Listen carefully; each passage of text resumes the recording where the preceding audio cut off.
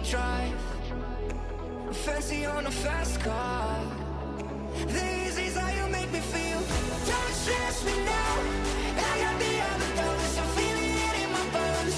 And if you say that I'm lying to you, you say it's killing me. I wish I could fall asleep. The problem is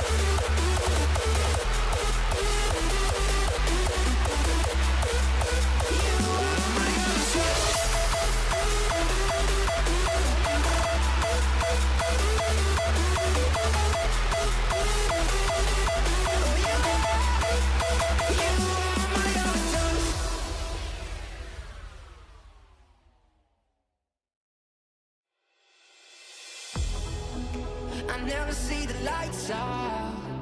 They got me overdrive. Fancy on a fast car. This is how you make me feel. Don't stress me now. I got the overdose. I'm feeling it in my bones. And if you say that I'm lying to you, you say it's killing me. I wish I could fall asleep. The problem is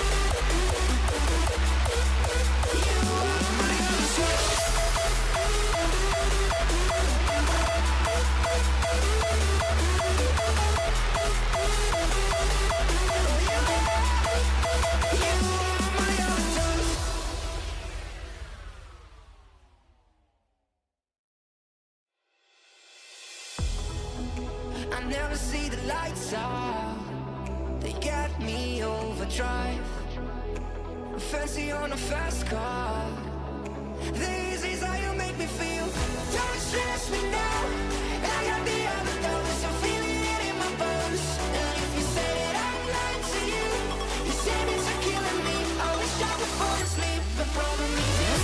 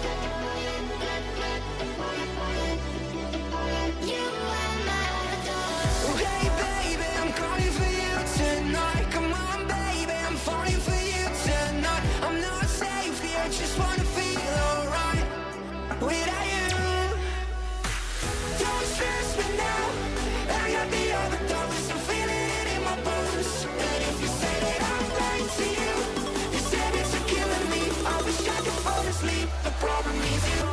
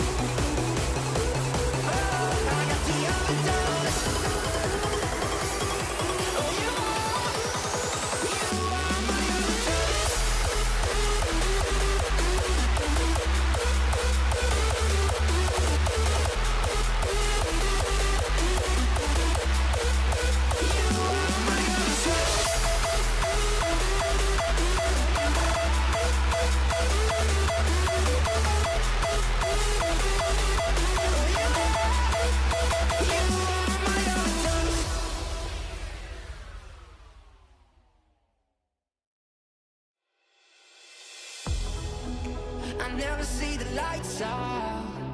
They got me overdrive. Fancy on a fast car. This is how you make me feel. Don't stress me now. I got the other doors, I'm feeling it in my bones. And if you say that I'm lying to you, you say it's killing me. I wish I could fall asleep. The problem is you.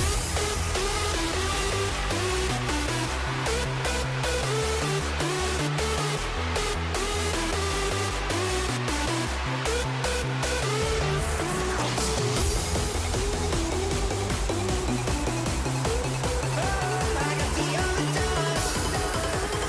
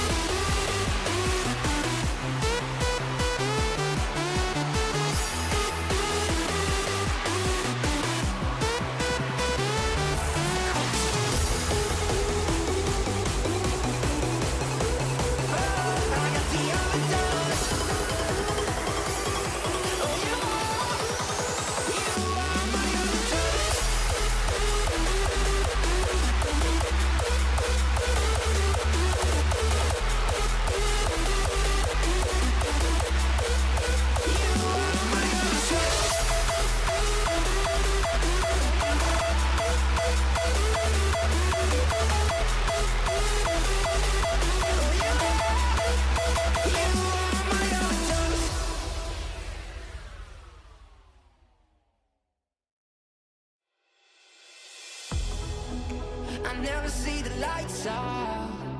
They get me overdrive.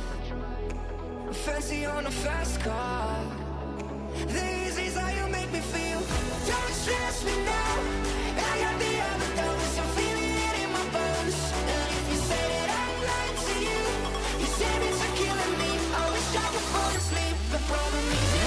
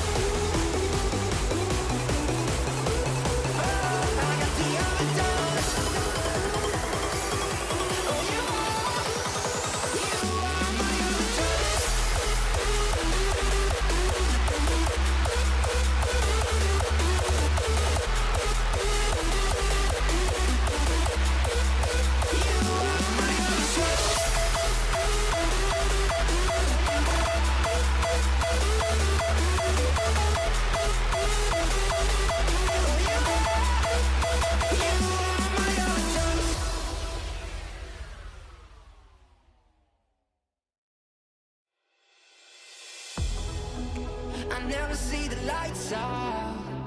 They got me overdrive. Fancy on a fast car. This is how you make me feel. Don't stress me now. I got the other dose. I'm feeling it in my bones. And if you say that I'm lying to you, you say it's a killing me. I wish I could fall asleep. The problem is you.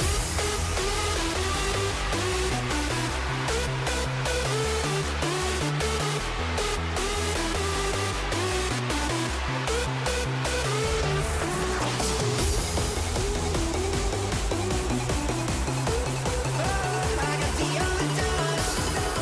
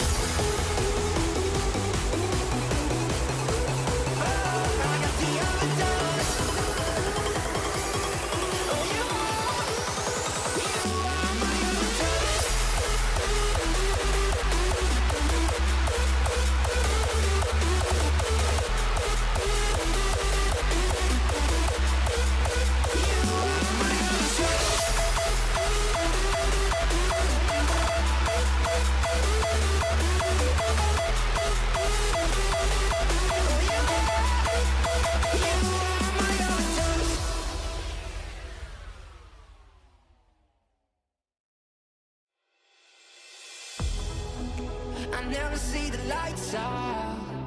They get me overdrive. Fancy on a fast car.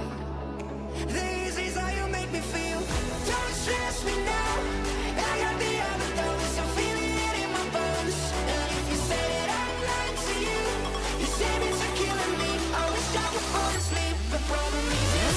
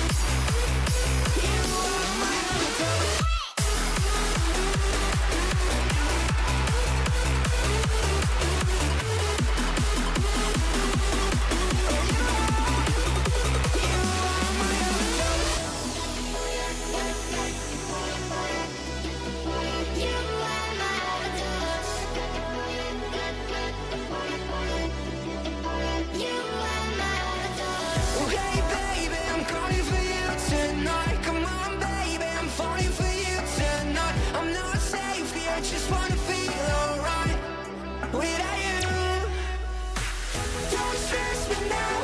I got the overdose. I'm feeling it in my bones. And if you say that I'm lying to you, you said it's a killing me. I wish I could fall asleep. The problem is you.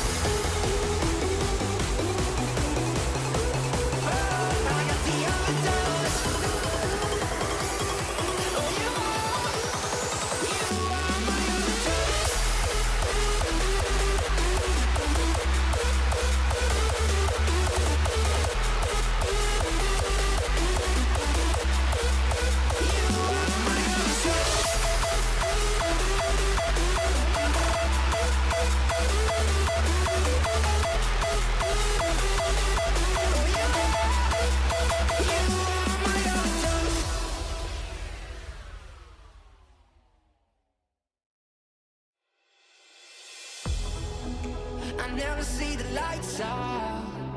They got me overdrive. Fancy on a fast car. This is how you make me feel. Don't stress me now. I got the other dose. I'm feeling it in my bones. And if you say that I'm lying to you, you say it's are killing me. I wish I could fall asleep. The problem is you.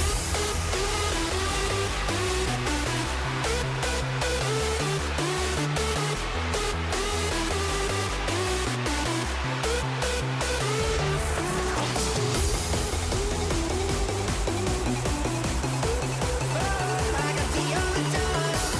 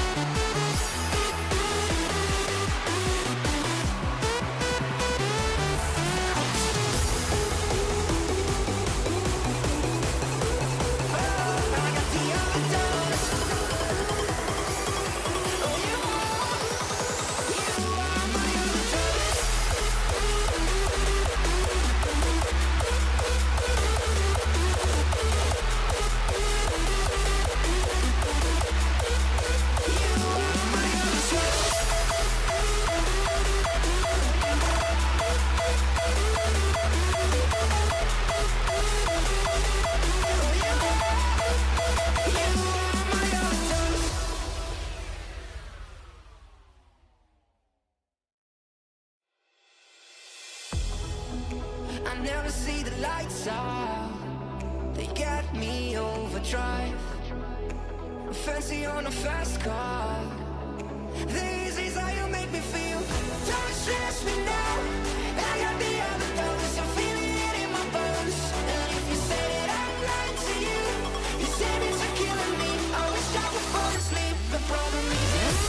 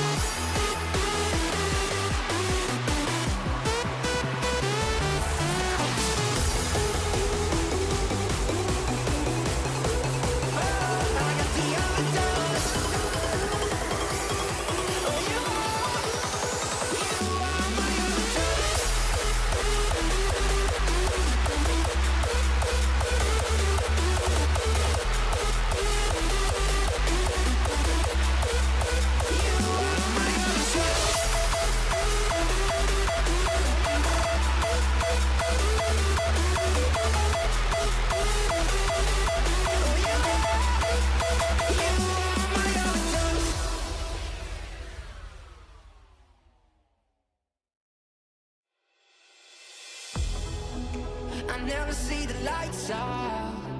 They get me overdrive. Fancy on a fast car. This is how you make me feel. Don't stress me now. I got the other thoughts. I'm feeling it in my bones. And if you say that I'm lying to you, you say that you're killing me. I wish I could fall asleep. The problem is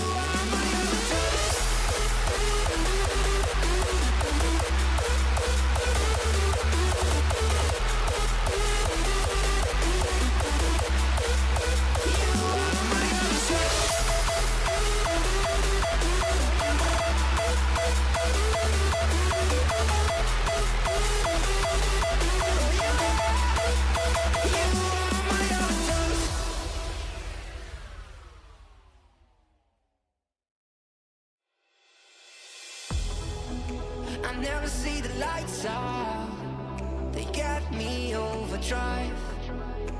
Fancy on a fast car. This is how you make me feel. Don't stress me now. I got the overdose. I'm feeling it in my bones. And if you say that I'm lying to you, you say it's a killing me.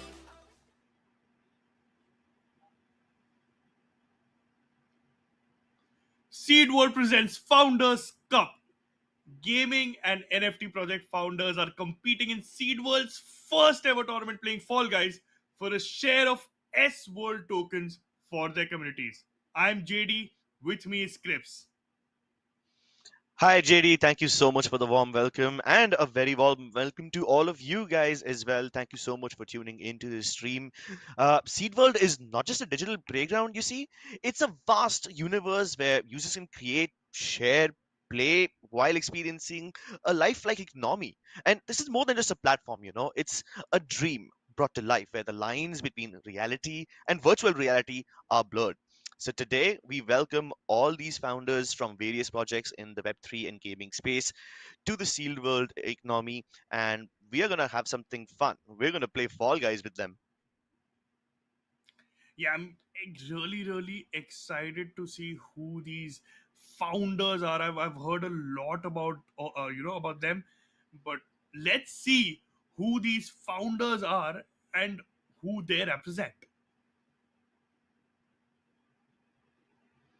So our very first participant is drum rolls, Mr. Matthew from God of the Void. Another participant that we have is Big Turns representing Rambe Games. Up next we have Johnny from Find the Paragon, and then Furanaku from The Beacon. Ember representing Smoke, and then you have Safe representing Saku Monsters. All of these are really cool projects. You guys should check them out too. But without further ado, let's see who these guys will be up against in this competition. Let's see the next set of founders.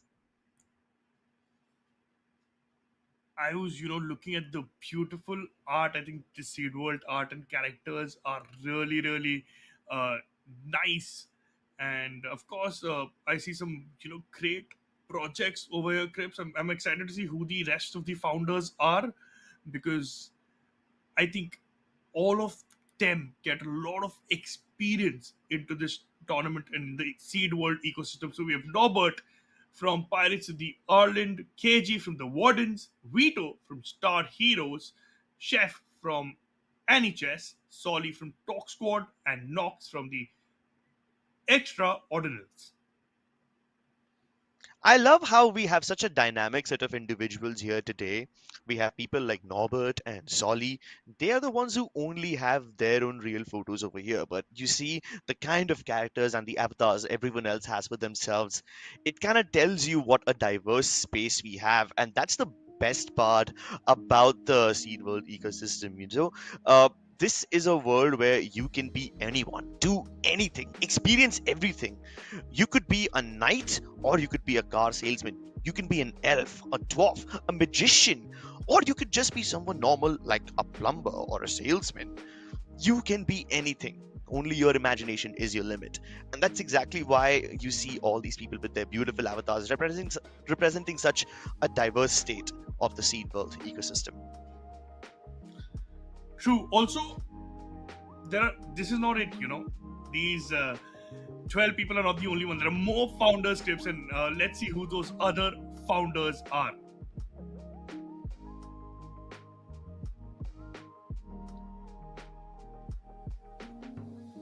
So we have Clive Bennett from Playground, we have Mia from Surgeons, we have Yaroslav Shakula from Peterbots, we have Banter from Gangster Olsen.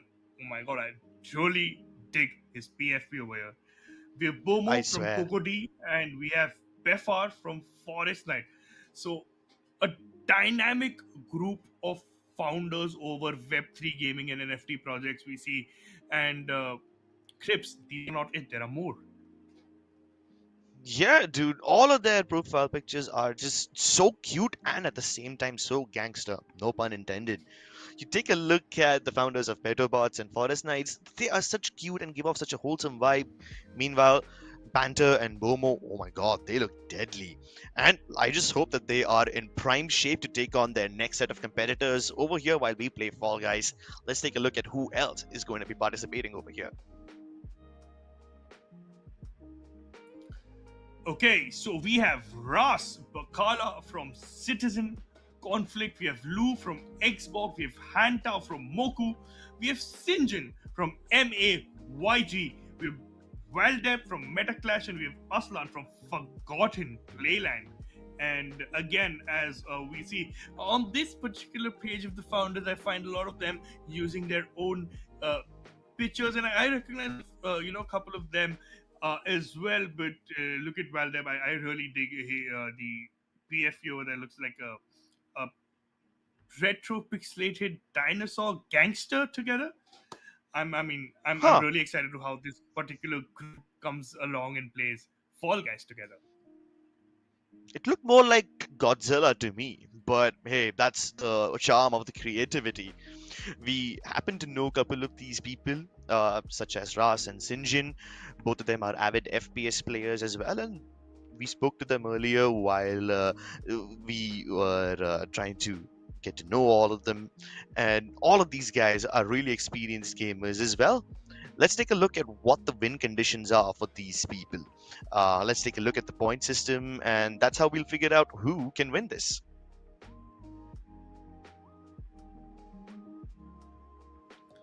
Okay, so the points, right? It's progressional. The more rounds you win, the more points you get. If you qualify, every game has multiple rounds. So if you qualify a round, you get 2 points, 4 points, 6 points, 8 points, 12 points, and 20 points. The number of rounds you play determine how many points you get. If you get eliminated early, you go home with a zero. So it's a very simple progression here, Crips. Yep, we're gonna keep it simple, we're gonna keep it fun. Fall Guys is a pretty straightforward game, and regardless of whether you're an avid, experienced gamer or you're more along the lines of the tech enthusiasts who spend their times figuring out how games are built rather than playing, I think both these set of audiences can have fun over here. Both of them can enjoy this kind of a game, and Fall Guys really, at the end of the day, is just about the vibes. Yeah, with it, Fall Guys is more fun. It's I think I've not played much, but I really like those hexagon rounds where you have to just buy time running around, hopping around the hexagons, and making sure you're the last man standing. And talking about last man standing, these founders, I'll tell you something about gaming, right? When it comes to either Web 2, Web 3 gaming, I think both are highly competitive, and most of these guys have a background from gaming. So I think they're going to be, extremely competitive. So very, very excited to see good rounds of Fall Guys. Exactly. Even though most people expect that Fall Guys is a fun game and you're supposed to have a cute little gala time, uh, the people who know what they're doing can make this game actually pretty competitive. It can get sweaty if the caliber of these people allows them to. And I'm pretty sure we're gonna have some really talented people over here, so we're gonna see some good gameplay as well. I want to see how competitive it gets. It's going to get competitive. Also, have you heard about the Seedworld NFTs? Because what I've heard about them is that they have like two Genesis NFT collections. It's called the Mounts and the Vanguards. Seems really, really nice. And you know, this makes their total NFT collections to three, I guess. And people holding these collections get a free subscription to pay the Seed World game, and I think that's going to give them access to rare and exclusive rewards. And I think as we grow, and earlier I also mentioned there are some SWORLD tokens, so it's going to give them access pass to deeper monetization within the Seed World community. Yeah, the Seed World community really is all about coming together and just being the best version of yourself. Now, whether that version represents you or represents an idea of you, you can be anything you want over there. I think it's quite obvious that this kind of a game, it's not just an environment that goes beyond the traditional, it provides more than that. It's not just like an RPG game. This is, to say the least, it's like a creator's paradise. You develop your own characters, you build your own worlds, you shape your overall gaming experience.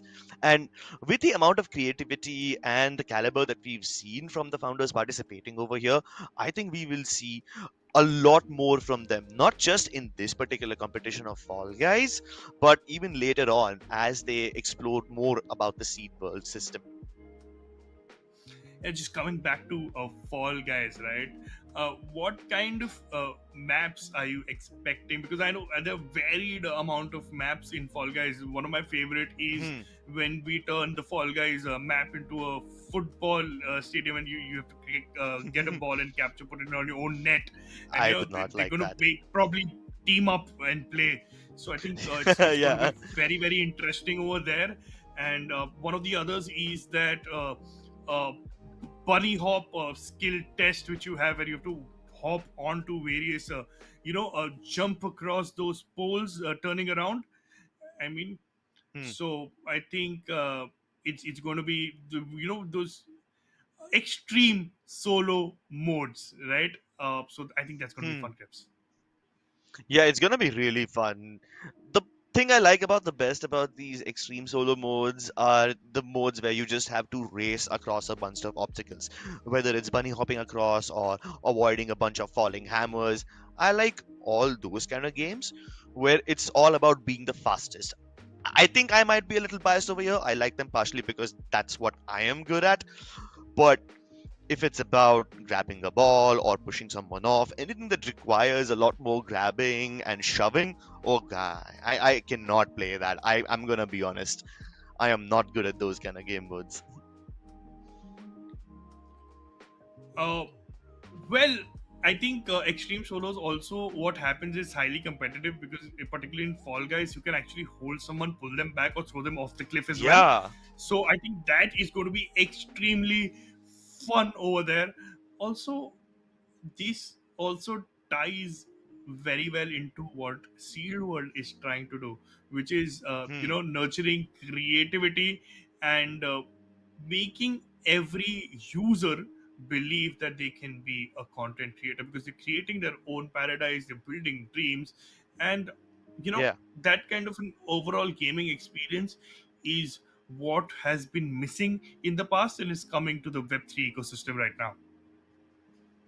Yeah, I mean, the power of user generated content is unbelievable. Every one of us has the potential to be a content creator, and some of us just haven't realized it yet. And that's what Seed World is here for. It's here to help you uncover that hidden potential. But for now, I want to see who the hidden superstars are in Fall Guys. I want to see who's really been practicing this one and who's just here to just have fun. Some of the people over here, uh, they have never played Fall Guys before up until yesterday. So I'm excited to see how quickly they adapt. Whereas people like me, I've only played a few games of Fall Guys when it came out like a couple of years ago, and even since then, I haven't played it a lot. So maybe we will see some new cool stuff. I want to see who comes across. This is gonna be our first mode, and we're gonna begin soon. So I was talking about a map, right, where you have to bunny hop and Yeah, jump on things. This is the one, Lily Hoppers this is one what is it's it. called, and you have to rush, and you have to go really go ahead, and we see Whoever this a person bunch of is, these clearly. founders jumping across, and one of them has already reached the top. It's going to be really really exciting, and I think I think Captain, I think is the one who's leading right now, and it's going to be fun. Okay, Yeah, that I think jump, some of them are. he actually made it. Yeah, I think some of them are not aware about the soundboard over there. They can get shot back and they will lose all their progress if they accidentally step on it. And while these guys are trying to get across, some of them are clearly struggling over here. This game might look simple, but there's really quite a lot of depth to it as well. So you gotta jump quite nicely, otherwise you're gonna end up wasting a lot of time, and everyone else is going to just get ahead of you.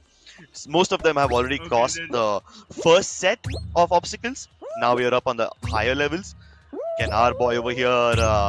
Can our boy over here make it across? yeah, I think a lot of them have already, uh, fallen to their death and eliminated themselves. And let's see what happens here. And okay, Oh no! he's gone. I saw just one person who made it across. If I'm not wrong, I saw just one person all the way across right before our protagonist over here fell off. Oh no. Oh no, that's a lot of eliminations. Sheesh. A lot of zeros. I. Yeah. I really expected a lot more people to go through. We started with 26, now we are down to just 8. JD, did you expect this? I mean, Okay, I I certainly told you, did not. Hexagon.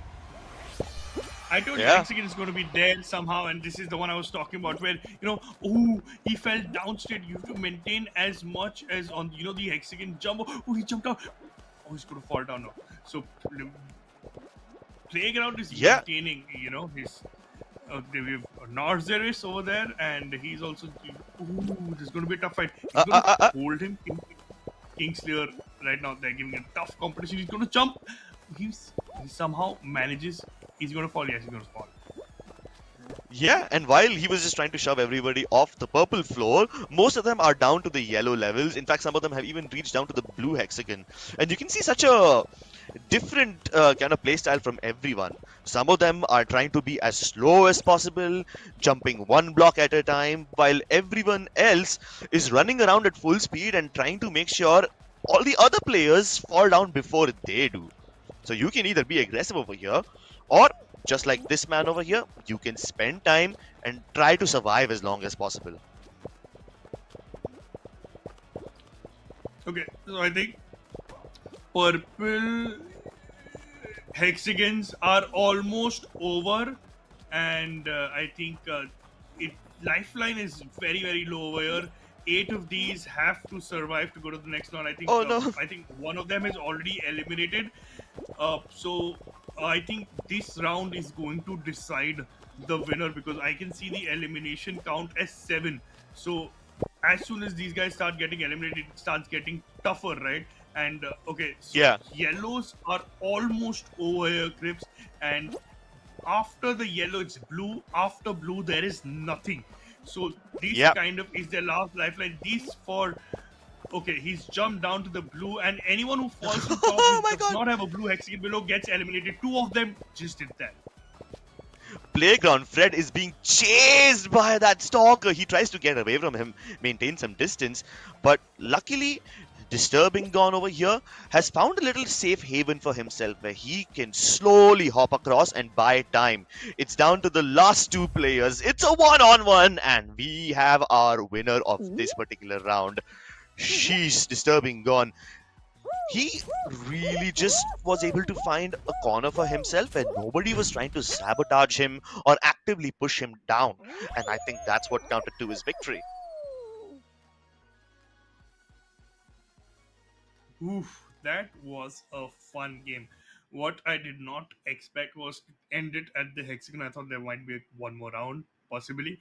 But Yeah. I think hexagon was extremely fun. As I said, this is one of the modes I've played before. I've competed in this mode before. And the goal Ooh. here is to walk at the corners extremely slyly and make your way to the center so you have the most, time on the uppermost hexagon and slowly Yeah. progress that way. But what happens with other players here and what happened here also is like the player who was actually surviving the most at the top fell down directly to his death because everyone had eaten up the hexagons below him, right? Yeah, And and that's where he kind of lost. yeah, and sometimes people do this on purpose. When I used to actively play this game, I came across this one guy who would deliberately just fall down to the lowest level, that blue floor, as quickly as possible. And while everyone else was still trying to maintain their height, this man would start at the center of the very bottom floor and one hop at a time, slowly eat away at the whole structure.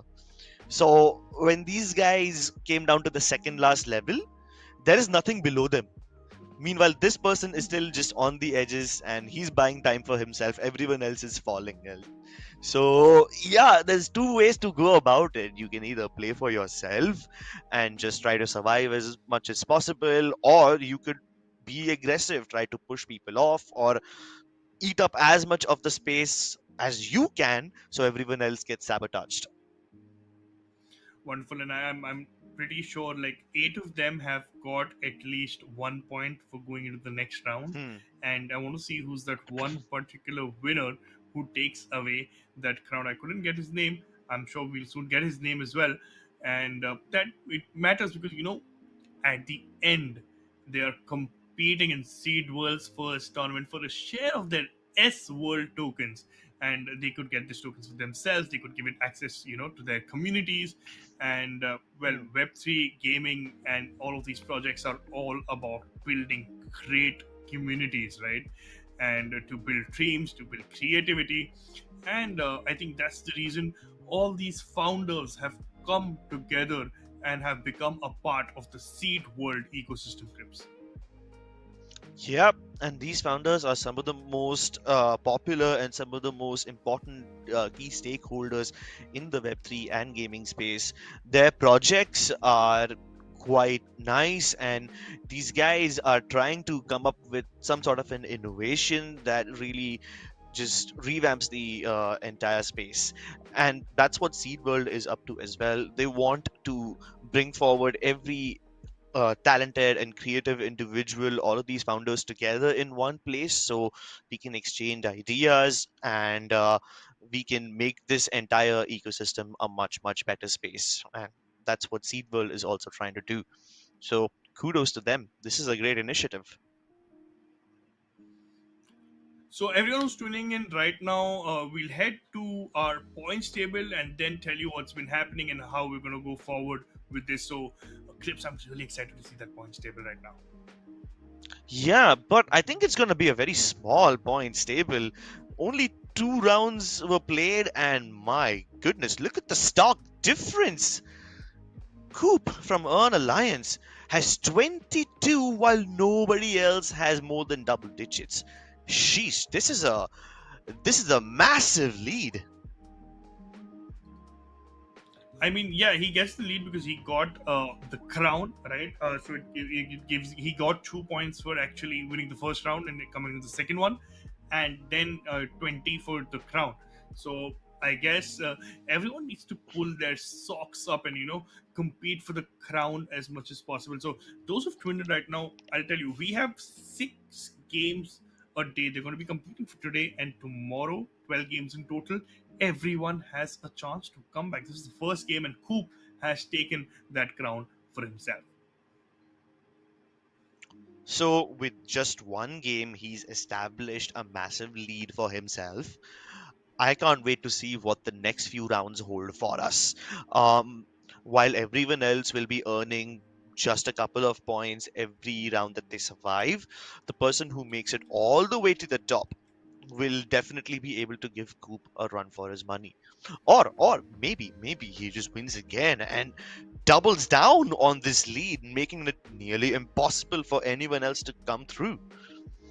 I mean, we've only seen 2 rounds so far, right? A lot of players were eliminated in the very first bunny hop race itself. And yeah, I was really expecting a lot more people to pull through. Was expecting very few zeros, but anyone who is not in the top 8 doesn't have a single point. So there's going to be quite a lot of people with a bunch of zeros, and they will, like you said, JD, have to pull their socks up indeed. Well, I'll tell you, bunny hop is difficult. They have to push forward, make sure every time they land on that hopper, they push themselves ahead to land on the second one. And that's the trick, right? You don't make a mistake. If you don't make a mistake, you keep going ahead flawlessly. And I think a lot of them are getting the hang of it right now. I think this is the first Hmm. game trips, and I think things are going to get more competitive and better from here. Oh, definitely. You saw that there are varying skill levels in this game as well.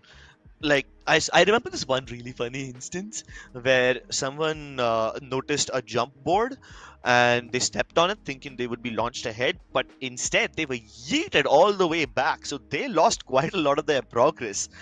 And for someone who isn't familiar with this game mode, someone who hasn't played this one before, it really can be detrimental, and you're going to be quite surprised. You will almost feel betrayed, bamboozled even. So yeah, I hope that all of these players have at least played a couple of games of Fall Guys before, so they know what the entire game looks like. So they're at least a little familiar with the mechanics. Of course, with 6 games every day, I think we will have quite a lot of time for everyone to get used to the mechanics of this game. And by the time we come to tomorrow's games, I think all of these guys will be warmed up, prepared, and ready to take on the competition head on. So while today we might see a little discrepancy in the points table, one particular person taking the lead, and there's going to be quite a lot of difference in between all of their skill levels, I think tomorrow we will see a lot more competitive lobby. Everyone will be pretty much familiar with the game's mechanics. So, yeah, tune in for this tomorrow as well. There's going to be 6 games every day, 12 in total. And in the very first game itself, we have a person with 22 points. So I want to see what happens to this points table over the long course of this weekend, over this long course of this tournament. Sorry, it's I not even a mean, weekend. My bad. Coop has been doing really, really well, and I think we're ready to jump into the next game. It's going to be extremely, I hope, competitive. But I see. So again, I see Waldeboy over there. Waldeboy 19. I think he got eliminated early on last time. I think he would want to push harder to do well in this game, and uh, get those points. I look at chat right now, and I see a lot of you guys is supporting Bomo, and I think let's see, Crips, if Bomo can make a comeback here as well. And I do while remember we're seeing waiting Bomo for quite ahead in that in the bunny hop round, but I think in the hexagon round he fell off quite early, and yeah, I mean he had a good lead, but I don't know, at the very last moment he wasn't able to make it. So yeah, maybe that support for Bomo will go a long way. We're gonna hop into yet another game pretty soon, and it's gonna be quite amazing. Well, any predictions for the maps? I think I hope Hexagon doesn't come back again this round. I think next game should be Hexagon, because that's the fun of Fall Guys, right? When you enter a game, you never know what's going to come up, and you never know what map or what puzzle you're going to face in front of you. Yeah. And that's life, and that's every role playing game also a different level, a different quest, every time. I am actually hoping that we get to see slip and slide next. That is one of my favorite modes, and honestly, I say this because that's one of the only modes where I can actually do something and actually play better than the rest of the people. So I'm hoping to see some of that. Hexagon, yeah, I agree. I don't want to see it again, but it's one of the only modes where you can actively sabotage people more than anything else. So I wouldn't mind it if this appears in, like, let's say game 6 today later on, at the very end of the game day. If we see that, it would be quite fun. But for now, we have Big Fans X. Oh god, this is such a difficult game board. I mean, if you thought bouncing across jump pads and going ahead was hard enough, then this mode will really show you what the word difficult means. Yes, and you're the wrong way, buddy. You have to go straight. Yeah, Connie boy here, he's trying. Yeah, okay. Fun fact, I think I saw someone do that right now. You can actually walk in the small pillar, which is between the fans, and you Huh. can actually go across if you don't want to jump, right? And it's fun. Oh, And that's I so think much Connie easier. boy here is just waiting. Yeah, I'll let my fan take the round, and I'll not jump. I'll not take any chances. I'll let fate decide how long it takes. Oh, he's doing the same thing. Oh, Oh is someone no, we trying to have a push? little grab He's trying to action. no. Okay, they Vito decide Dorito. against it. They're like I mean, Yeah, they could have taken both I of think them one of them down. just chickened out. Okay, here's Bakula. He's trying to push forward. Okay, no, the action's still on. It's between Vito Dorito and Ulti Crypto over here. Oh, while those guys are busy pushing each other, I think we might just have our first person to get qualified. And he goes across the finish line. Actually, he's just going to disrespect the others and wait at the very last moment. He's Here waiting. comes the He's like, second he comes and competitor. you see me. Whoa, wait. I think someone Oh else took no. the first spot over there. But it doesn't matter. Yeah, All it things equal backfired. points, right? All things very Yeah, I mean, for now, it's just about qualifying. Uh, Meanwhile, this Culti Crypto, I don't see the person that he was pushing anymore. So I'm not sure if that person escaped or if he fell off. No, but he wasn't able to cross. So that's what happens when you try to sabotage others. Sometimes you might just not make it yourself. And very few people made it across. Only 5 of them. Damn, JD, most of these first rounds have been quite devastating in the games that we've seen so far. I mean, this is the okay. Hexagon has the final round again. That's going to be interesting. 19 of them qualified, and I think 19 of them on Hexagon is going to be okay. One, two, Only three, 5 five. of them. Ooh, Only 5 of them. interesting. 5 of them. This Yeah. will be tough. I know, right? Like, if there's plenty of people playing Hexagon, you can still, you know, witness at least a little bit of interesting gameplay. With just 5 people, we're gonna have to wait a long time before we see our first elimination. So that's why you see this particular person over here, KG Unlimited, while he fell off the yellow floor a little earlier, he's just trying to survive by himself. While the person on the purple floor underneath is running at full speed. He's just trying to destroy as many hexagons as possible and trying to sabotage the others. Again, the duality of gameplay over here, it's quite extreme. I mean, yeah, KG Limited WGC. He tries to jump, but he couldn't land on the purple one. He fell directly on the yellow one, so he has only blue left below him. And let's see, people are eating up these yellow hexagons extremely quickly. He comes on. Okay, Soul Gem also comes down to the yellow one, so I think most of them are down on the yellow ones right now. Yeah, oh my god, both of them trying to compete for the same hexagons. Oh, and he just about air jumps, but can't do it the second time around. He was sabotaged by the person in front of him. Hey, at least there's still one more floor left to keep him alive.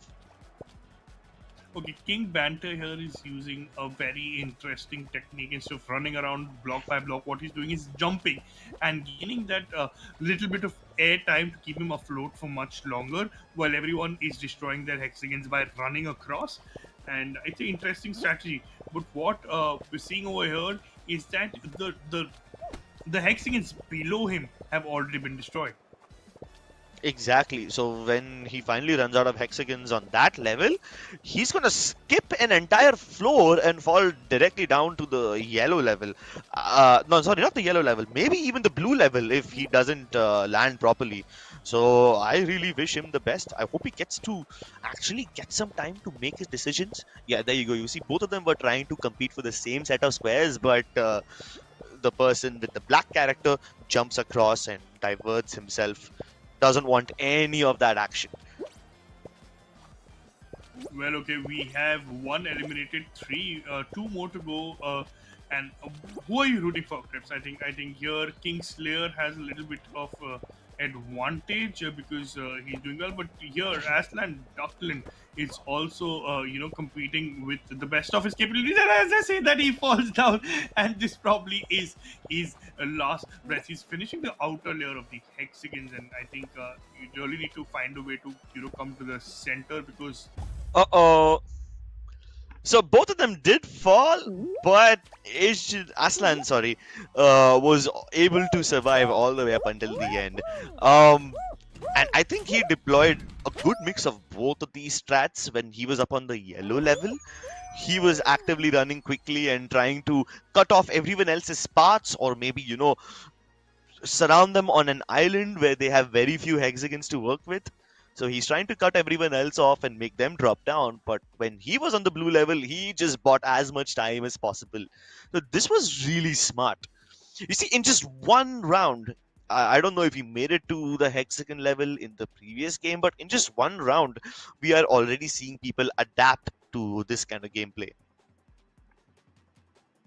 Well, I always say, the more chances you get, the better you get, and the level of competition increases. Because I'll tell you what, Tips. Most of these founders are from, Web3 gaming and NFTs, and have been in gaming for a long time. And these guys, for everyone who's tuned in right now, have joined for the first ever Seed World presents Founders Cup.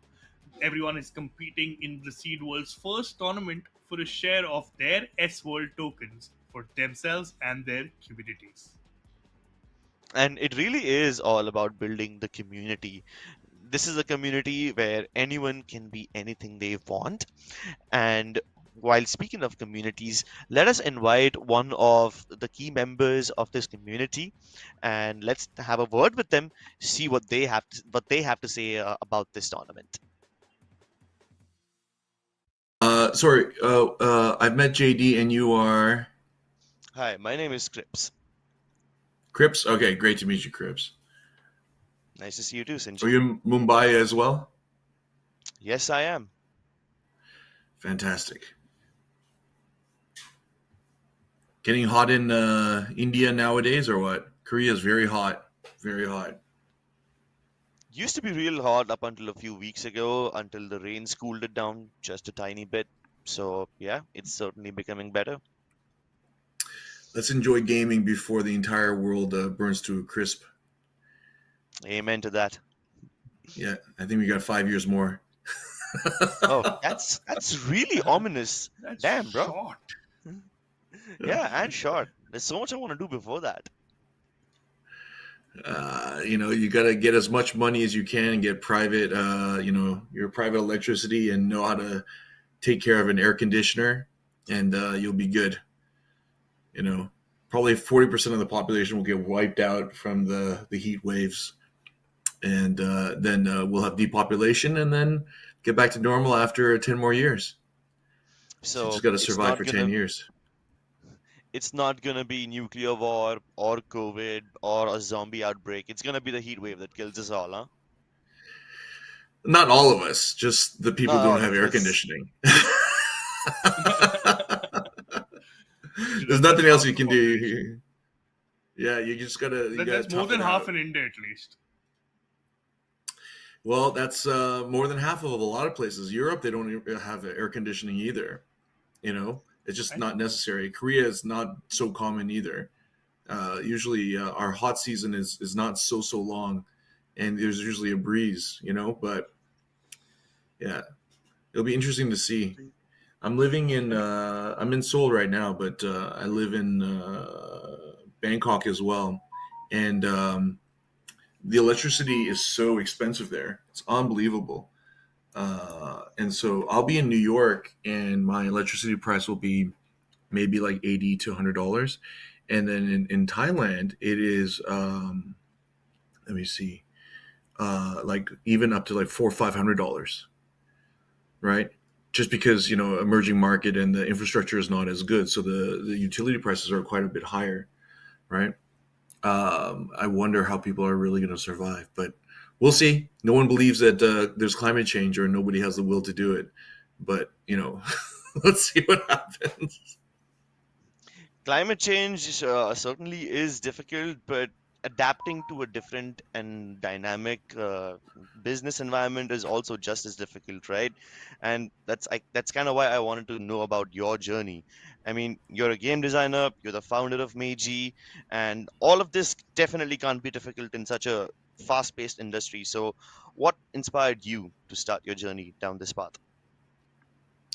I started in esports back in '98 with Quake 2, and then I worked with Samsung with the world's first World Cybers Games back in 1999 2000, and I was the tournament director for the StarCraft Brood War section for that, and that was the kind of first global esports tournament at that time.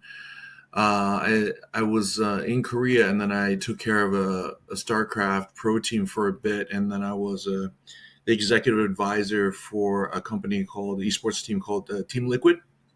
I don't know if you've heard of them, but Of yeah, they're course. kind of big. Yeah, yeah, and I stayed with them just as an advisor. Actually, just whenever they needed some kind of another perspective on things. Um, and then I got out of gaming for a little bit, but then I got pulled back in because I was doing casino regulations as a advisor and a negotiator for PricewaterhouseCoopers out in Korea for Asia investments. At that time, Singapore and Macau were really heating up, and then I got tapped to be an executive for a company called PokerStars. At the time, they were one of the biggest poker companies in the world. I was the regional director for Asia. I legalized poker in Macau and pretty much introduced it to everywhere in Asia. Didn't get out to China. Didn't get out to India at that time. Only Goa had any gambling back then, and it was very, very, very small. Indian market was much more traditional gaming type of games at that time. It wasn't as widespread.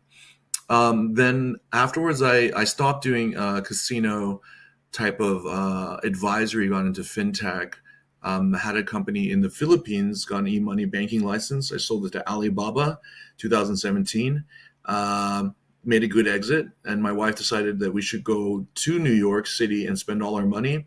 So I did that, and then actually I was doing some crypto and some microfinance stuff for a little bit, not in terms of retirement, but kind of trying to get my karma back because I think I destroyed so many lives when I was a casino executive in Macau. Not on purpose, it was just the nature of the game. And then in the middle of that, it was during COVID, I found out about Axie Infinity, and I thought this was very interesting as a marketing channel. And we ended up opening up a 300-person Axie Infinity scholarship. And I watched the players make $1,200 a month for a couple of months, and then suddenly 800, 400, 200. And as a game designer on the card game side for loyalty and retention and open economy, I could see what was kind of at fault there, but it was a really difficult issue. So 2021 September, we ended up opening up our studio, and then the rest is kind of history. So we've been in the space since really early, since since September 2021, and we started development on our first game May 2022. So we're finally at our beta at this point. But mostly we're coming from definitely the Web 2 side of things. Even though I'm familiar with crypto, I wouldn't say I was Web 3 native. Okay, so Seed World, that's the talk of the town right now. Can you tell us more about Seed World? What about SeaWorld? Well, you guys are backed by, Seedified, and I think, the main thing that you guys are looking for is the open economy and looking to, integrate on the kind of ecosystem level. So, metaverse is kind of a dirty word, right? But I think, putting the economy thing first and, looking at the learnings for the last few years, I'm willing to give the benefit of the doubt. Also, obviously, Seedified has been doing a great job incubating many, many games over the last few years, and they're one of the stronger kind of, Web3 incubators as well. So there's a lot of knowledge there. And Meta Alchemist, I mean, I've been on the space with him a couple of times. Very solid dude, very solid takes. But no one's kind of figured things out, including ourselves. So we're still very early. Let's see how this all works out. But whoever cracks it first, gets the golden egg, so to speak. To talking about early, you've told us your journey started in 2021. So how do you think since COVID until now the things have evolved in Web3 gaming? I think it's a very interesting thing where you have the Web3 crypto kind of narrative for speculative investments. And it's great for DeFi and smart contracts where you only need 2 weeks to do it and pay $60K for some shitty audit that may or may not be applicable, and pull some smart contracts from some EVM wallet or some libraries. But making games is it's a very long-term endeavor. Our game is not a AAA game. It is a very simple game in terms of its scope, and it still took nearly 3 years and $4 million US to make, right? Damn. It's an original PC game. Yeah, I think when you design a game that's original for like a kind of 10x or kind of orthogonal kind of gain or asymmetrical return, it's not as simple as what people think, because I think a majority of game developers since around 2012 have really been that free to play mobile developer kind of studio kind of outlook, where you're looking at either clones that take 2 months or original games kind of that are kind of hyper casual, kind of evolving the kind of current genre of what's hot, and getting it out there in like 48 months. But traditional game development, if you're looking at PC or console game development, is at a very minimum 2 to 3 years, right? And that's for a beta, and then 4 to 5 to 6, 7 years for a AAA game. So I would say that the games that launched after Axie Infinity and understood kind of what benefit they wanted to do or what innovation to kind of improve on Axie Infinity, those games are finally kind of coming out at this moment, right? And everything else before then was basically a clone of the existing Axie Infinity play to earn model, which was flawed, but nobody cared at that point because everyone understood the Ponzi. So as long as you got in quickly, bought your assets quickly, made the money and sold quickly, you were fine. But if you see all the guilds that were created during that time, every one of them, except for probably YGG, had to pivot to more of a fund structure because they couldn't sustain it. There was nothing else to sustain it. So I think in terms of the innovations, because it's a very long-term process, we're just seeing kind of what our kind of second generation of games are, I think, at this point. And then I think maybe in a couple of years, we'll see a lot of iterations and a lot of changes after that, but nobody really has a very clear formula. I think where the confusion happens in our space is because most games are still fundraising. They equate fundraising and tokenomics and NFT drops as innovation, which have nothing to do with the game, right? But I think as long as one great game comes out that actually makes revenue and actually harnesses the power of what Web3 really is, open economy, this kind of shared ownership structure, not just shared ownership assets, but structure, they're going to basically wipe the floor with everybody else. And then that will be the kind of new standard at that point, just like how Axie was. And Axie, it took 2 years to develop as well. And they were not a completely finished game when they kind of hit their stride as well. So, yeah, that's not what everyone else will say. So I'm more in the minority here. So it's been quite a clear progression, and you kind of gave us like a really nice way of depicting how the progression of the entire industry has been so far. So I really appreciate the details. Yes, thank you. Yeah, sorry about the little bit of the rant. I'll try to keep it more to quicker sound bites. No, that's I okay. appreciate the It's rant. lovely insight. Like I was getting it such a detailed answer. I did not even think about all these processes up until now. So really appreciate that. Thank you. Okay, I'm a nerd. Yeah, one thing which I noticed when you're talking about Axie and the tokenomics, that everyone who got in early, only benefited. So you're talking about the second generation of these Web3 games. How do you think players are going to perceive this as a value add for them? I think there are two very distinct markets here. One is players from emerging markets who want to look at gaming as a form of additional income or primary income where it makes sense for them. If they're making $20 a day and the average wage is 200 or 300 US per month, and they don't have to pay taxes on it. Not that I'm saying you shouldn't pay taxes. I'm an American resident. I pay my American taxes. Then it's a very different value proposition for them, because play to earn or a variation of play to earn is already 10x for them. For a Western or European player, or a player in, let's say, India or the Philippines who comes from like the highest socioeconomic class, right? That's not compelling for them. So I think with the kind of second generation, certain games are going to appeal to a smaller class of players who are going to be more whale intensive, and who will also want to enter into it for the traditional kind of motivation of social clout, as well as creating an online empire of digital assets that possibly last for 5 to 10 years rather than 2 years or 3 years, right? We're not quite there yet, but the value proposition is very different. So you see this play out on the online where you have like Ronin, which is very much emerging market focused, and they have tons and tons and tons of players, but they don't really say what their daily average revenue is, or so on and so forth, right? They're looking at daily active users, and they're hoping that the volume itself will translate once again, maybe to bring in the whales and so on and so forth to invest.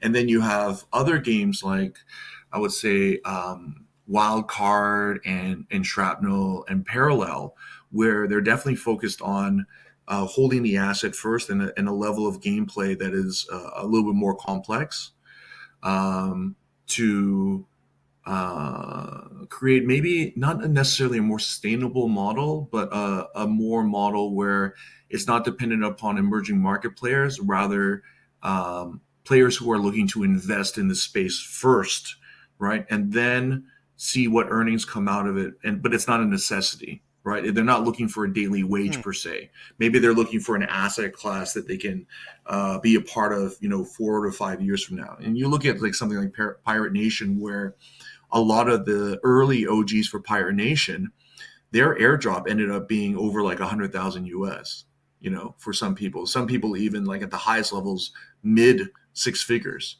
right?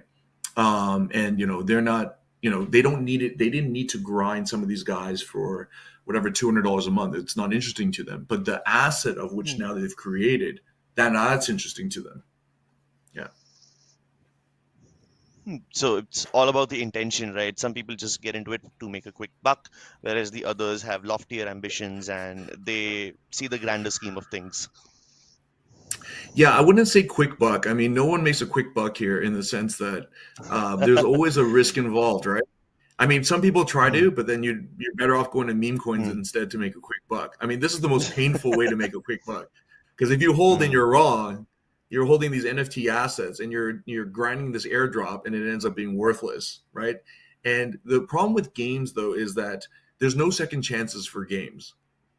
If you don't have funding to improve the game from the initial launch, like Cyberpunk 2077, right? 2 years to redevelop it, and like another, like how many millions of dollars, like $60 million to get it up to par. Yeah. Who has that time to make a shot like that? Baldur's Gate, early access, I was in part of that. 2 years early access, and another like whatever $200 million spent on top of it. So it's this is not the place to make a quick buck, but I would say that if you do hit it one time in gaming, and I say this all the time, and a lot of people, a lot of young people who don't have a lot of experience in gaming may misunderstand what I'm trying to say, but gaming is recession proof. When you're happy, when you're sad, when you're angry, games provide an outlet for you regardless of what the market conditions are. But the game has to be fun enough for you to engage the game, right? And so getting to that point where the game has enough quality, it doesn't need to be the funnest game, but it needs to speak to a certain, target market, right? Once we get to that point, then we're basically the killer app for crypto. Other than DEXs and CXs, what other app actually makes money in crypto? Nothing. Most of it actually, even the DeFi protocols, are kind of circle jerks, because, as you stake, the liability is continually growing. Eventually you have to pay the Piper. And when you pay, I mean, then it just goes to shit. But if it's like, a DEX where it's like, just kind of arbitraging things, and it's allowing trading to be more efficient, right? Or trading coins. So far, that's it for crypto, right? So games potentially can, but you're going to have to make your bets. I think making your bet across the board, like you do with meme coins, isn't going to work in Web3 gaming. You're going to have to really pick the strong teams. Speaking about of bets and strong teams, go for it, JD. Ask him. I think we both have the same thing on our minds. Go for it. Yeah, I mean, bets and chances he's talking about, and I want to talk about the Seed World Fall Guys Cup you guys are playing, and what do you think your chances of winning this tournament? I actually haven't played Fall Guys before. I just downloaded it last night, and I played 15 minutes before this call to see, about this game, and I think I'm going to get crushed. Yeah, in this game. But But I'll it's give it gonna a be go. fun. But it's going to be fun, and I think the advantage I have is that I'm a mouse and keyboard player. So as soon as I kind of figure out my settings a little bit, at least I'll be more consistent than these controller players that think they're good, but Hmm. they're only good because they have auto aim and auto assist unknowingly that they have on. But as soon as I get my a little bit of my touch on it, I don't think I'll be last, maybe second to last. But you've got a great group of founders. Two of them I know fairly well, John Hook and Hantao. So I expect great things from these guys. Or at least if I beat these two guys, then I'll have fun making fun of them for the rest of the week or the month. Thank you, Sinjin. I'll see you in the Fall Guys game. Okay, fantastic. I'm looking forward to getting my ass kicked. Crips, what an I amazing guy. I know, right? I really like the overall vibe of him, and especially the thing that he said at the end. He's looking forward to defeat his two friends in particular. I think I know what I'm gonna be looking forward to in the next few games. Uh, I think in the previous game we saw Aslan try to BM someone and try to cut off someone's path, and I would love to see if Sinjin does the same for the rest of them. It's been two games. I remember seeing him in the first game as well. We made it at least to the like second platform thingy, so I want to see if he gets more progress going ahead. Well. Let's see how much he has progressed. I think the points table is going to come across us really soon. If I'm right, Aslan once he'd get like 20 points and Hmm. two for his qualification. He also gets 22. I don't know how much he got the previous game, but I think there are. Hmm. I think Coop is going to have a tough time maintaining that top spot, or he'd had competition, at least neck to neck competition right there. And I mean, I'm just little still taken by Sinjin, uh, ex Yeah, what a Team Liquid. guy! I mean, I'm big fan of Team Liquid. I swear, dude, Liquid is one of those teams for me which has been omnipresent in every game that I follow. I think it's safe to say that both you and I, JD, are quite competitive people. We like a lot of FPS games, and Team Liquid is present in all of them. But yeah, this game is also about to get pretty competitive. I want to see what the point standings are like. But yeah. I hope Sinjin has made some progress. I hope somebody catches up to Coop. Okay, so as I said, Aslan gets 22, right? He's up there at the top for Yeah. this game. Banter with two, and I think Banter jumped off a little bit. He was doing really well, but I think he just jumped off, and I think that's he straight away landed because there was no floor below him, so he gets a two. Yeah. KG, Ojime, but Coop got zero. So if Coop's got zero Oh here no. and Aslan scored the previous game, I think the Aslan is going to take the top spot. So let's see. A lot of them are going to go at 4 points, and just excited to see what the overall standings might look like. Yes, ladies and gentlemen, keep in mind that these standings are only for the previous game. Here we have the overall standings, and at this point, we have two people at 22 points each. Banter has been somewhat consistent. He managed to qualify in both of those games, so he has 4 points, while everyone else is sitting at only two. Big Turns doesn't have a single point up until now. I think maybe he will be able to catch up later on. But JD, I'm a little concerned, bro. I don't see Sinjin anywhere over here. And I am kind of He'll make rooting it. for him, you know? I mean, he'll make it. He'll make it. Yeah. He said he'll get a hang of it in a couple of games. I'm waiting for him to get that hang. Also, a lot Hmm. of you watching the stream, do remember to click that like button. To remember to click the subscribe button to follow the journey and the ecosystem Seed World is bringing to you guys.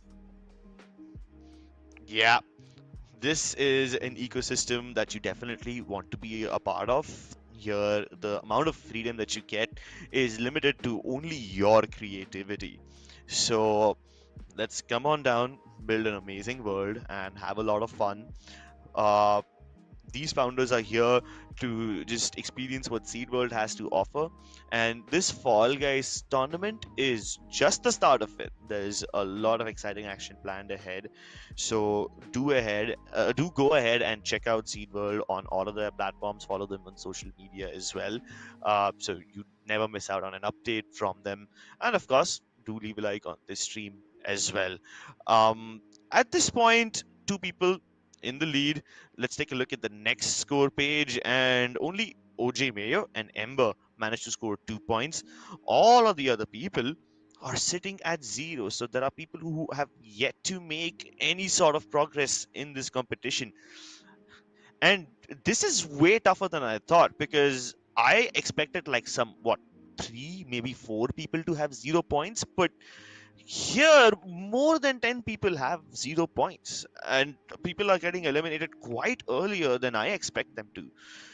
So, yeah, a lot of catching up to do.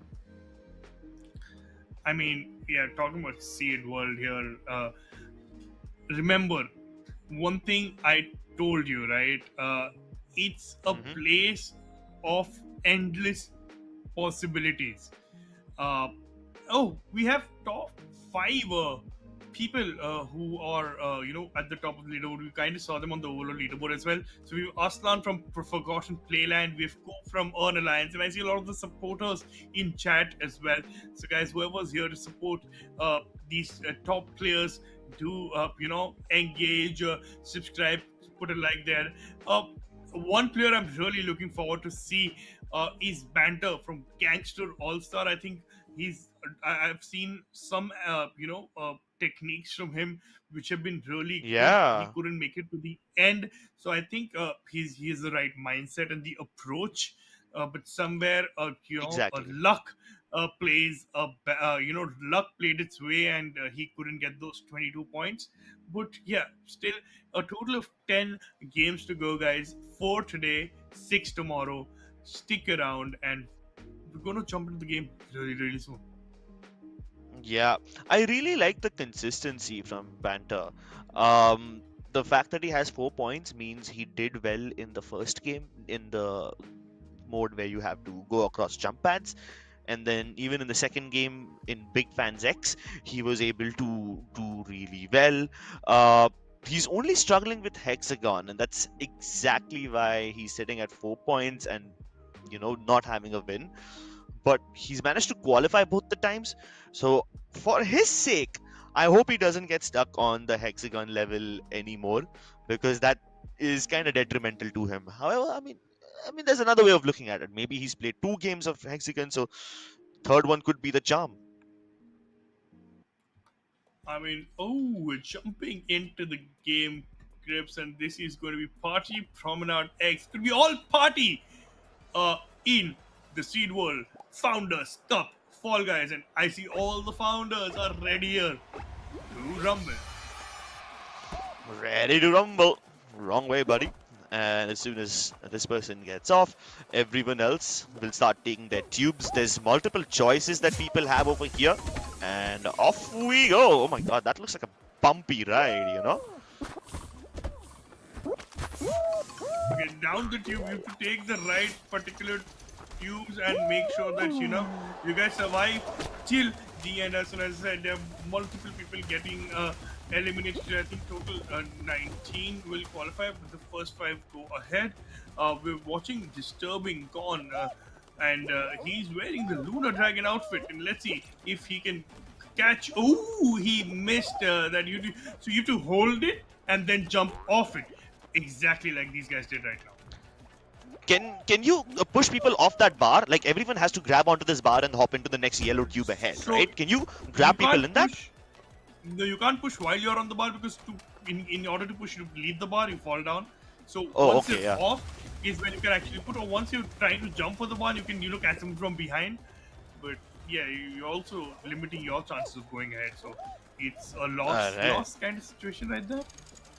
Ah, okay, yeah. So then it doesn't make sense. Well, some people are trying to skip the tubes. Maybe it's giving them a lot of nausea. I would probably have nausea if I was Oh hurtling yeah, around so those this tubes at is Mach 1. the slime. Oh You actually no. can slide through these slimes, and that's the fun part. Oh, he had to Sheesh. just slide. Okay, real Bomo. Bomo had a lot of supporters, and Bomo doesn't make it to the next round. Ah, Hey, but JD, this is the first time we have more than 10 people qualifying for the second round. So I hope we get to see a 3 round affair in this particular game. Up until now, we've seen what, one game of movement tech, and then we go straight to hexagon. At least over here, the second round is something new, the Whirligig X. And oh my god, this map, uh, at first glance, it seems like there's a lot of sabotage opportunities over here. I mean, there are, but at the same time, right now, it's a race to the finish, and what you need to do is you need to reach the end goal the fastest, right? And this is the round I was talking to you about, where you have to jump across these whirly things. I feel that you should concentrate on your own game, and he saved himself.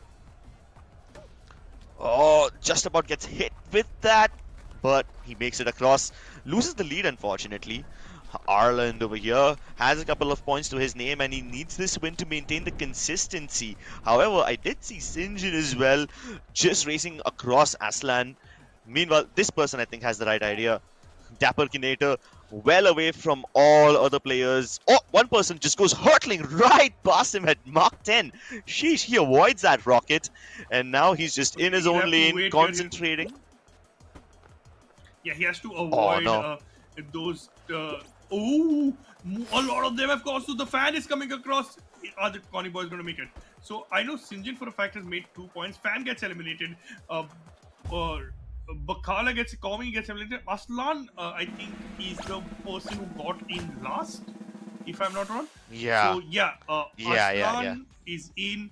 WCG, Connie Boy, Dapper, all of these guys are in, and let's see what the next map is. Blast ball? Alright, Jerry, I haven't seen this one before. And I'm kind of scared because the name Blast Ball kind of indicates that you gotta throw stuff at each other. How does that work? I mean, I think you gotta pick up the ball and stay away from the blast, and you avoid the elimination over there. I see one of them have already got eliminated. Okay. This has Interesting. become really interesting. Yeah, you just gotta time your throws really well because these balls will explode after a set timer, and you don't want to be left holding the bag. Yeah, if you're holding, you get eliminated. If you throw it on someone else and burst over there, they get eliminated. But to everyone watching, this is the Seedworld Presents Founders Cup. Here, all of these founders have come together to win, to compete with each other, to promote Seedworld and win some SWORLD token for themselves. Oh, but they'll only win those if they survive this one. I just realized that it's not just about surviving the blasts, but also not falling off because the platform keeps on shrinking. It's crumbling beneath their feet. I like this guy over here with a little angry SpongeBob, the caveman SpongeBob costume. Can he invent fire again and throw some curveballs at his opponents? Just the last few little platforms left, and they will really have to watch their movement as well while avoiding these balls. I mean, I like what Connie is doing there. He's like, I'm going to wait here until everyone else is eliminated. Four of them are already out. Five, make it five, six. Make it six. Everyone's going down extremely fast. And I like how Duckland just avoided that. Oh, Oh, did he go oh. down? I think he did. Is he holding on? No, he didn't. He saved. He's fallen back. And it's a 1v1 at this point of time. And I think. Run! Oh, no. Oh. Aslan couldn't make it at the end. That's just sad. Yeah, man. Imagine if Aslan was able to win. That would have been a double crown for him. This is quite an interesting one. And I like this one more than all the other games that we've seen so far. I thought Hexagon was about sabotaging your opponents, but this one literally has sabotage written all over it. I mean, yeah, I mean, at the end, but Connie Boy, again, a lot of supporters in chat got it for his community. Gets those, I think it's more than 22 is what you're getting to win this, right? I think there were 2 rounds, Yeah. so you'd actually end up earning around 26 points. So that is a victory coming in clutch. And so is the format of battle royale games, right? It's always randomized, and you never go what the next level is going to be. Exactly, and because these people don't know what to expect, it's not like they can plan in advance too much. It's not like they can strategize and use some high IQ gameplay. It will all be up to their spontaneity and how they adapt in the moment. And I think we are starting to see a lot more adaptations as we go. In the very first game, we had like what, some 5, 6 people making it to the next round. Same with the second game, but over here we had 12 people making it to the second round, and we actually got to see a third round. We haven't seen that before.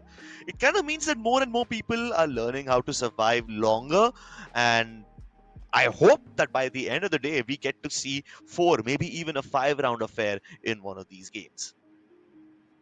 But Crips, another third, what you can actually see is 3 NFT collections coming out of the Seed Hmm. World NFTs. They already, they have 2 Genesis NFT collections. I told you about them. Do you remember the names? Hmm. It's the Mounts and the Vanguards.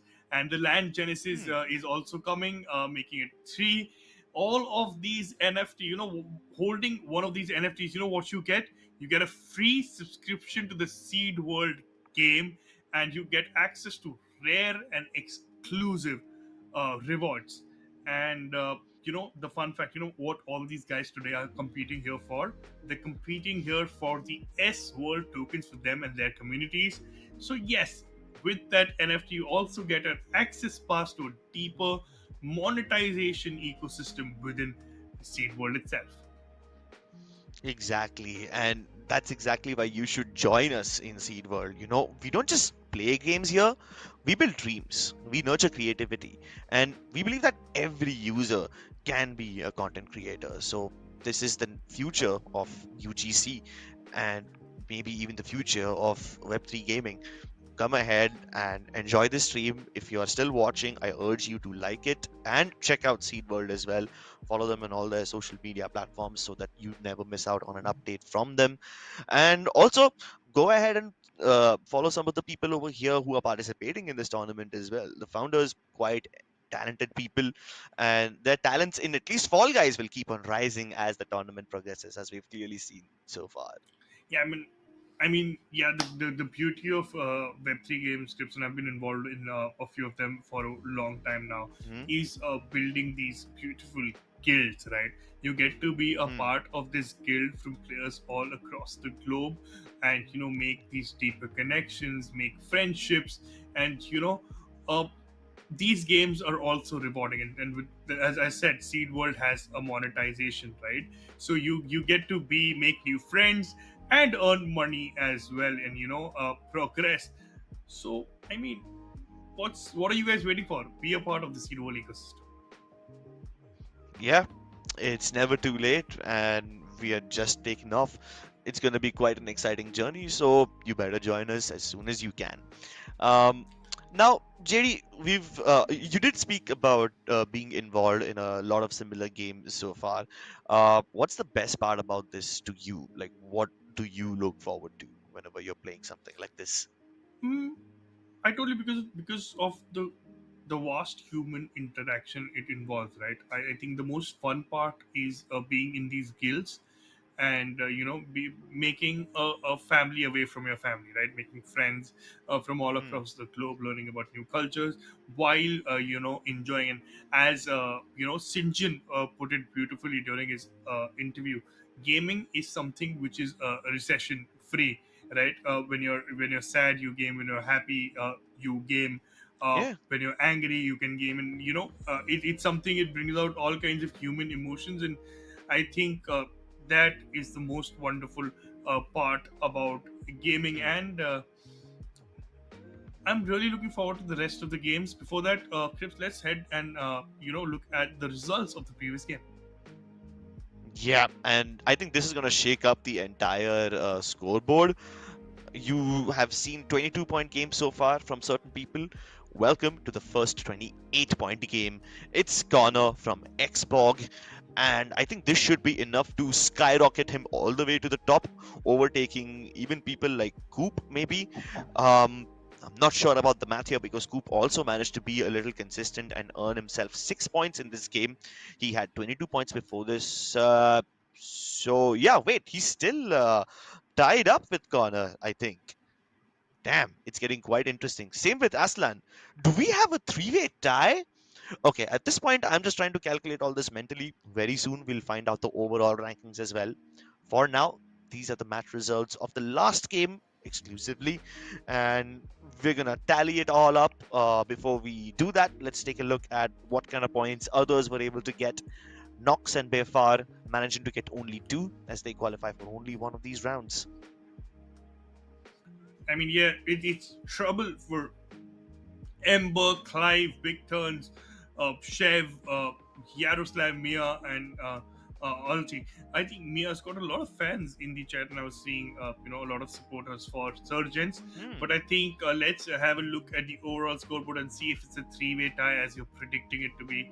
And that's going to be, as I said, a tough competition right there. So okay, you have Coop and Aslan both on 28.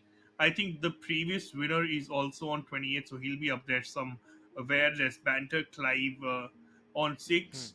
Oh, let's see a little jumbled up. Norbert is on 8, so he should be also pushed up ahead. Zaf on 8 will be pushed up ahead. KG on 8 as well. Let's look at the next page and see where Hmm. everyone is standing. Yeah, this is going to be quite interesting. The rankings, as it seems, are not completely updated, but the points definitely are. So even if you see some people with 2 points ahead of some other people who have 8 points, please don't worry about that. The rankings will be reflected to show the accurate scores. The scores, however, are properly written over here, so don't worry about those. As of now, there's quite a lot of people who are starting to make their way into double digits. And if I'm not wrong, there's going to be 3 of them in total. Many others with 6 pointer and 8 pointer games as well. So they are climbing, but they're climbing a little slowly. They'll have to pick up the pace.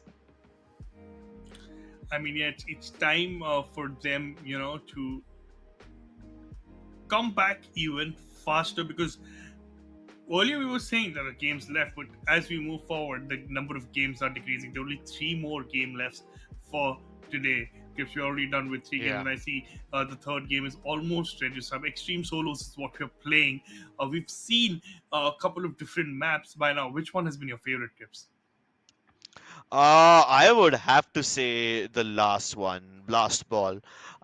It kind of incorporates a bit of uh, shooting and a bit of action as well. I'm an FPS kid, I grew up playing FPS games. So whenever I have an opportunity to blow someone up, I am gonna take it. Even though it's a very cute and fun game like Fall Guys, I do love a little bit of competitive action in that. So I would have to say Blast Ball. Before that, I was obviously rooting for Hexagon, but now I have a new favorite. Okay, Blast Ball. I mean, there are more and more maps which we haven't explored uh, in this Founders Cup yet. But I believe as we progress, we'll see more of these randomized maps coming up. One of them is the football map I told you, but I'm really wishing to see Oh that, yeah. because it until the end requires you to play with a team. And I've seen some of these guys try to drag the other down. And okay, the Worley Gig X is this map. Okay, and this is a tough one. As I told you before, they're constantly moving below, and somewhere the ground is even moving in the opposite direction as the Yeah. rotor. So it's going to make it tough for them to move ahead. Yeah, so you have to watch your own footing, you have to watch for everyone else, and just make sure you don't get grabbed and yeeted off the map. Plenty of people avoiding the first few sticks over here, but our boy over here, obviously looking for a way out. Connie boy is way ahead of a lot of other people, and he's already made it to the next stage. Just the last few jumps left. And as far as I can see, it's Unicorn Devil who is kind of in the lead ahead, and Ulticrypto has taken the high ground, was probably trying out something new, but it doesn't quite pan out. I mean, it's a race to the finish, and I see a lot of them going ahead. And this one's eliminated here. I see. Okay. Ooh, that was extremely sad for him. Sheesh! Oh, Look at that! Look at that feed! There's so many names popping up. It looks like there was a mass elimination. I told you it gets tough because the ground is moving the opposite direction you actually need to go, and that makes it really, really tough. But I think Aslan's got a hang of this game. He's actually reached the final point for the first, and I think he's the first person to qualify, and it becomes really tough. So, and I see a lot of people get eliminated towards the end, just like this, because of the fan over there trying to push them off. And here, level over. I don't think even year 19 qualified here. There are only 2 remaining, and I think we're going to go for a hexagon really soon. Oh my god! Down to a 1v1! And this is not because lack of qualifying spots. This is actually everyone just jumping off directly. Dude, okay, this was way harder than I expected. I mean, in the previous game, up until the last few steps, everyone was doing quite well. And then for 1 second, I saw like some 7-8 names pop up in the elimination feed at once. So all of them failed at the same spot probably. Mass elimination, and we are down to the last 2 players. It's Aslan once again looking for a back-to-back win, and his opponent, Nazareth, I think this is the first time he's made it to the final round, so he wants those points. He wants to bridge the gap. I mean, the sad part about this, and it's also the most competitive part about this particular game, is that you're the final 2 people, right? You've beaten everybody else, but if you lose from here, even if you come second here, you only walk off with 2 points. The gap between the winner and the person coming second is going to be humongous, and I think that's I think what I love about these games. Exactly. It's all or nothing.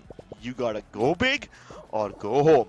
And you see how Aslan is using his old tactics yet again. He's done this before, he is a hexagon winner. And he managed to win last time by cutting everyone else's paths off. So for now, he's just gonna get rid of the purple layer, go down to yellow.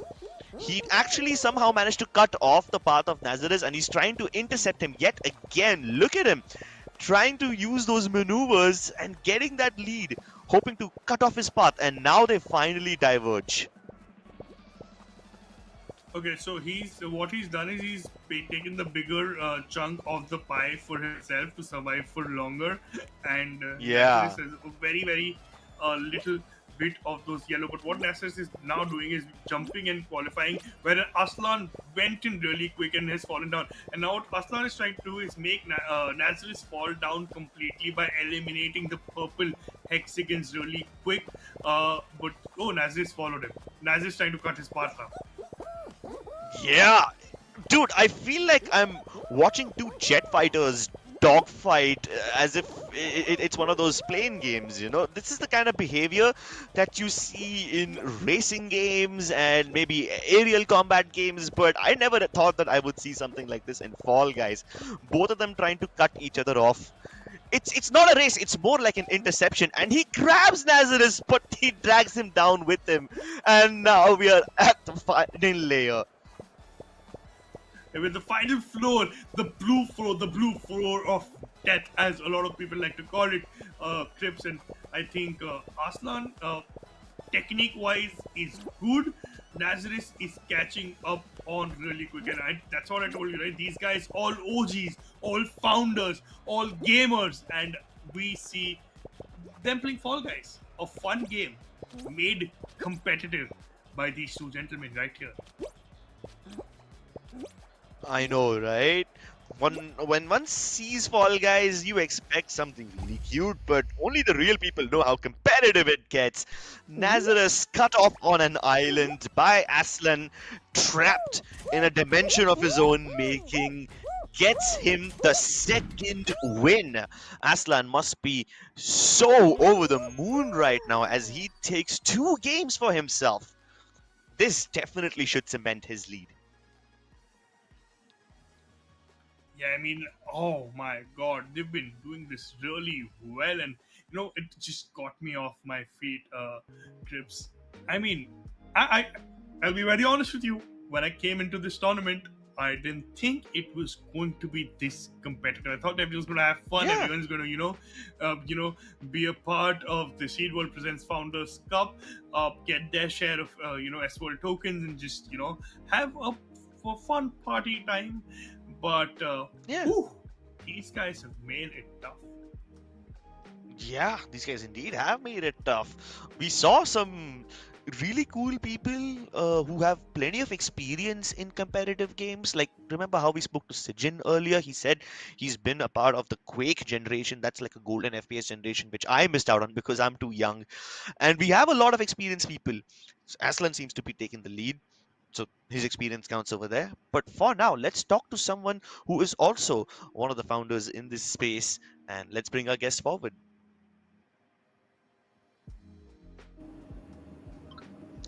Hello, ladies and gentlemen. Today we have the founder of Corpo World with us, and these guys have also created some amazing IPs such as Play Animate and Citizen Conflict. Welcome, Russ. How are you doing today? Yeah, man, doing amazing. Working Animate is close to the release of the game. The Donald Trump and all the candidate for U.S. president is crypto positive, so I think there is no better day like recently to be in the crypto. So yeah, happy to be here, guys. Brilliant. So tell me more about your journey into Web3, what you've been doing, and what's up. Basically, I came to crypto in 2016, so it's been quite a time here in the space. So first, like of course, investors and like exploring the crypto market, NFT, and all the stuff. And I remember my first experience with CryptoKitty as an NFT game and ownership, and it was crazy. Also, like monetization value and monetization for potential players and investors.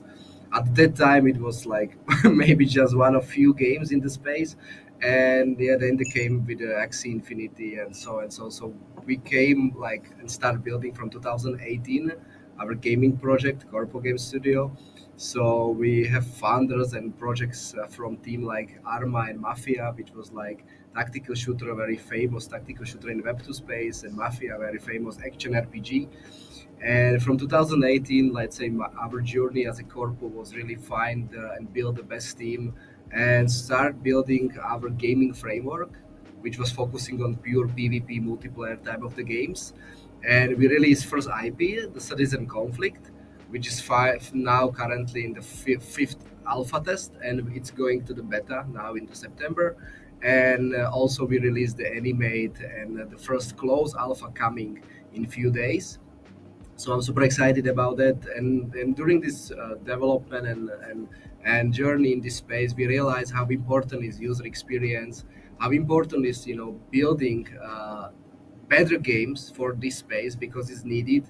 Building the games which are really can potentially onboard Web2 gamers, beyond the monetization, beyond the rewards, because what I understand and what I learned from that time is that people have very bad opinion regarding blockchain gaming or crypto gaming, whatever you call it. It's still kind of shady and not trusted. There is no gameplay. There is no this and no this. It's like, majority of the games are scams and so and so. So we came to the mission that our main goal is focusing on the gameplay, focusing on gaming experience first, and blockchain and all the stuff could be optional for the gamers, because that was the, let's say, main reason for blockchain to give, like, provide additional value, not give you some headaches how to set up wallet and all the stuff. So we finally came to the point where Animate is really super cool, also citizen for Web2 gamers, and now we are start all the stuff with Web3 integration, smart contracts, marketplace, all the tools. So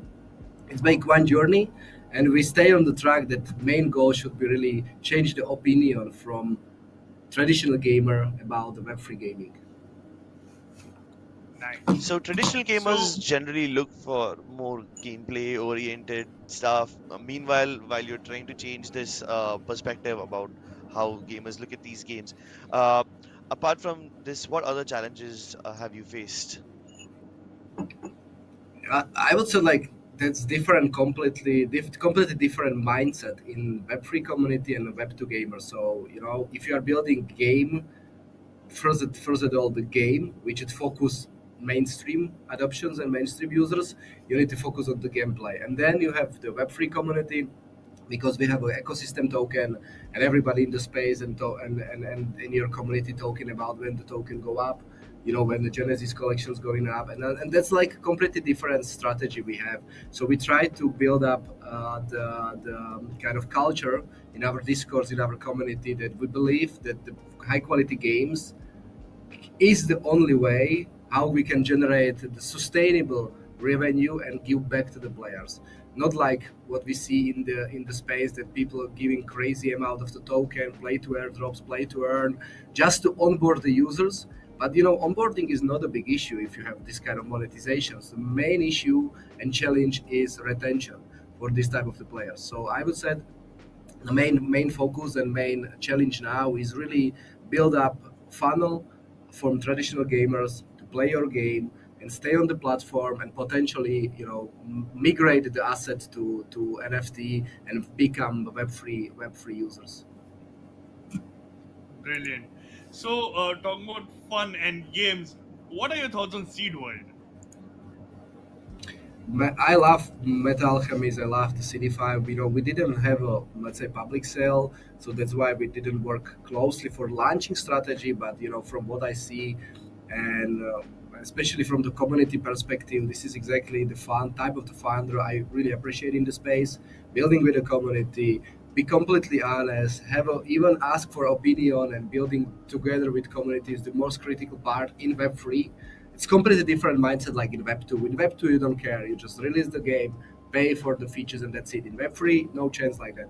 You need to build it with community. Community is the shareholder in your company, basically, because they hold your token. So I think that CDFI and Seedworld is doing amazing job with launching the project. Of course, like, Launchpad is very sensitive for market and launching of token and everything. So I'm super proud and happy that the Seedworld come out. I'm really excited to test the game, because when there is more fit genre for blockchain, like what is the more fit genre, like really this builder, when you can create user generated content, when you can create tons of asset, you can mint it as an NFT, you can trade it, you can sell it. So it's basically fit for web3 audience and web3 mindset of the people, so they can really monetize inside the game. And at the same time, Seedware visually is very appealing for web2 gamers. So this is exactly what we also try to build, and really super excited for test the Seedware first experience. Nice. So have you tried Fall Guys before? Like playing Fall Guys tournament? What are your thoughts in the Seed World Founders Cup? Do you think you'll make it to the end? Man, like, I'm go all in. I'm a huge fan of the Counter Strike shooting games, Pokemon, Temtem, Ratchet and Clank, Cannot the Spirit the Breach it, but Fall Guys. I'll be completely honest. I never played that game. So I'm just download it, and yeah. But I have like, I hope that I will have this newcomer luck. So we will see. Yeah, we'll see you Yeah, in I the rest mean, of the games, Ras. Sorry. Go ahead, Trips. sorry, yeah, Can you even I was repeat, about please? to say the same thing. It's gonna be quite fun to see you play Fall Guys today, and I'm really looking forward to it. Yeah, it will be fun. It will be. That's most important reason why we are building games, why we are playing games. It have to be fun. It's not like crazy stuff. That's people want to get out of the real world. The real world is getting terrible. Everything is getting so hard. And so game making the games and playing the games with your friends. I think that it will be a lot of fun. Okay, thank you, Ras. We'll see you in the next game of Fall Guys.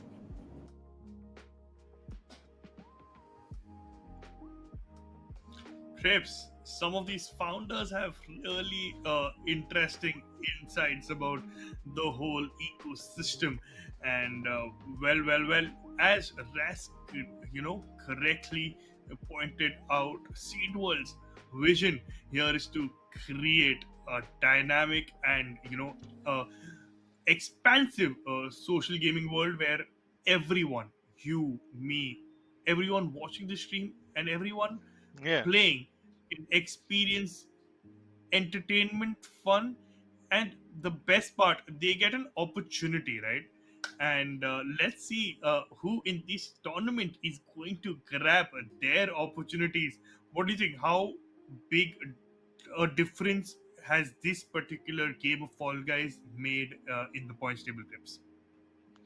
I think it's going to be massive. We might even have our clear winner. Aslan already managed to show us that he's amazing at the hexagon level, and you give him a hexagon battle 1v1, he's obviously going to win it any day, every day, and twice on a Sunday. So he's up with 2 wins. I'm assuming he should be at 44 points right now, maybe even more. However, everyone else is not that far away from him. We have two more people with 22 points each, maybe even a 28 pointer somewhere in there. So the competition is definitely getting more intense. However, even if Aslan has a couple of bad games here and there, he has enough of a buffer to keep himself safe from everyone else. Without further ado, I mean, let's take a look at the points table.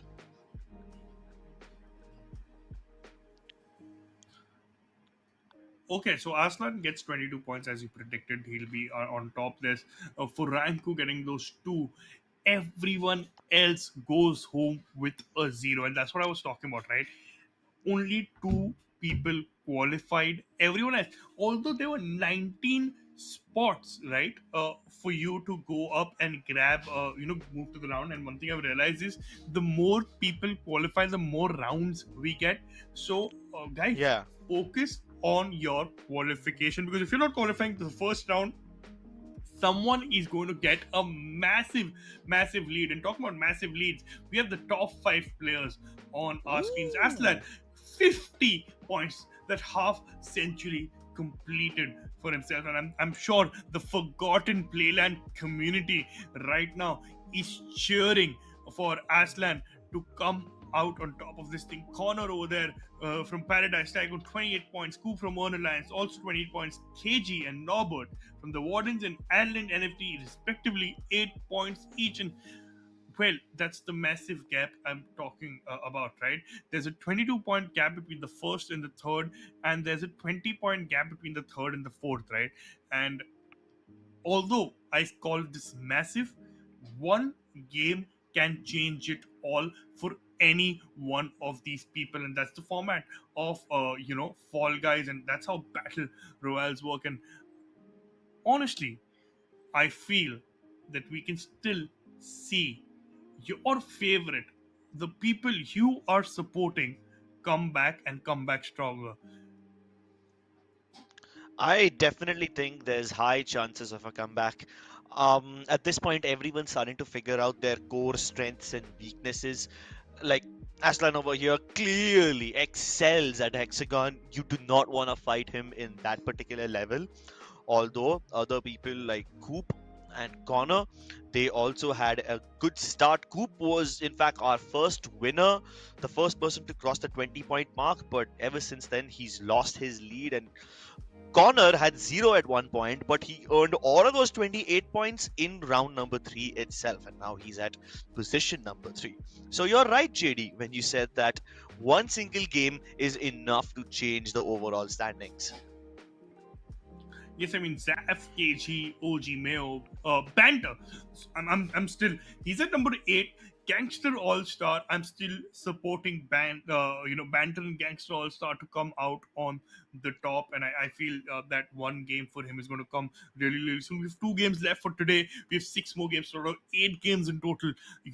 That's I think a lot of games to change and push this point table all across the board. But if these guys fail in the first round itself and keep letting Arslan get to that hexagon, it's going to be really, really tough for them.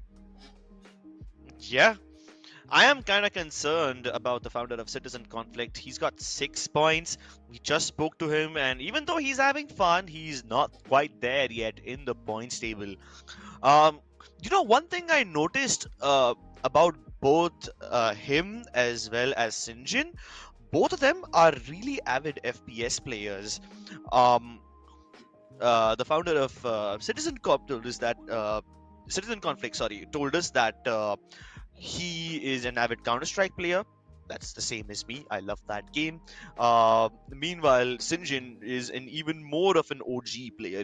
He's not just into Counter-Strike. He used to play Quake back in the golden days.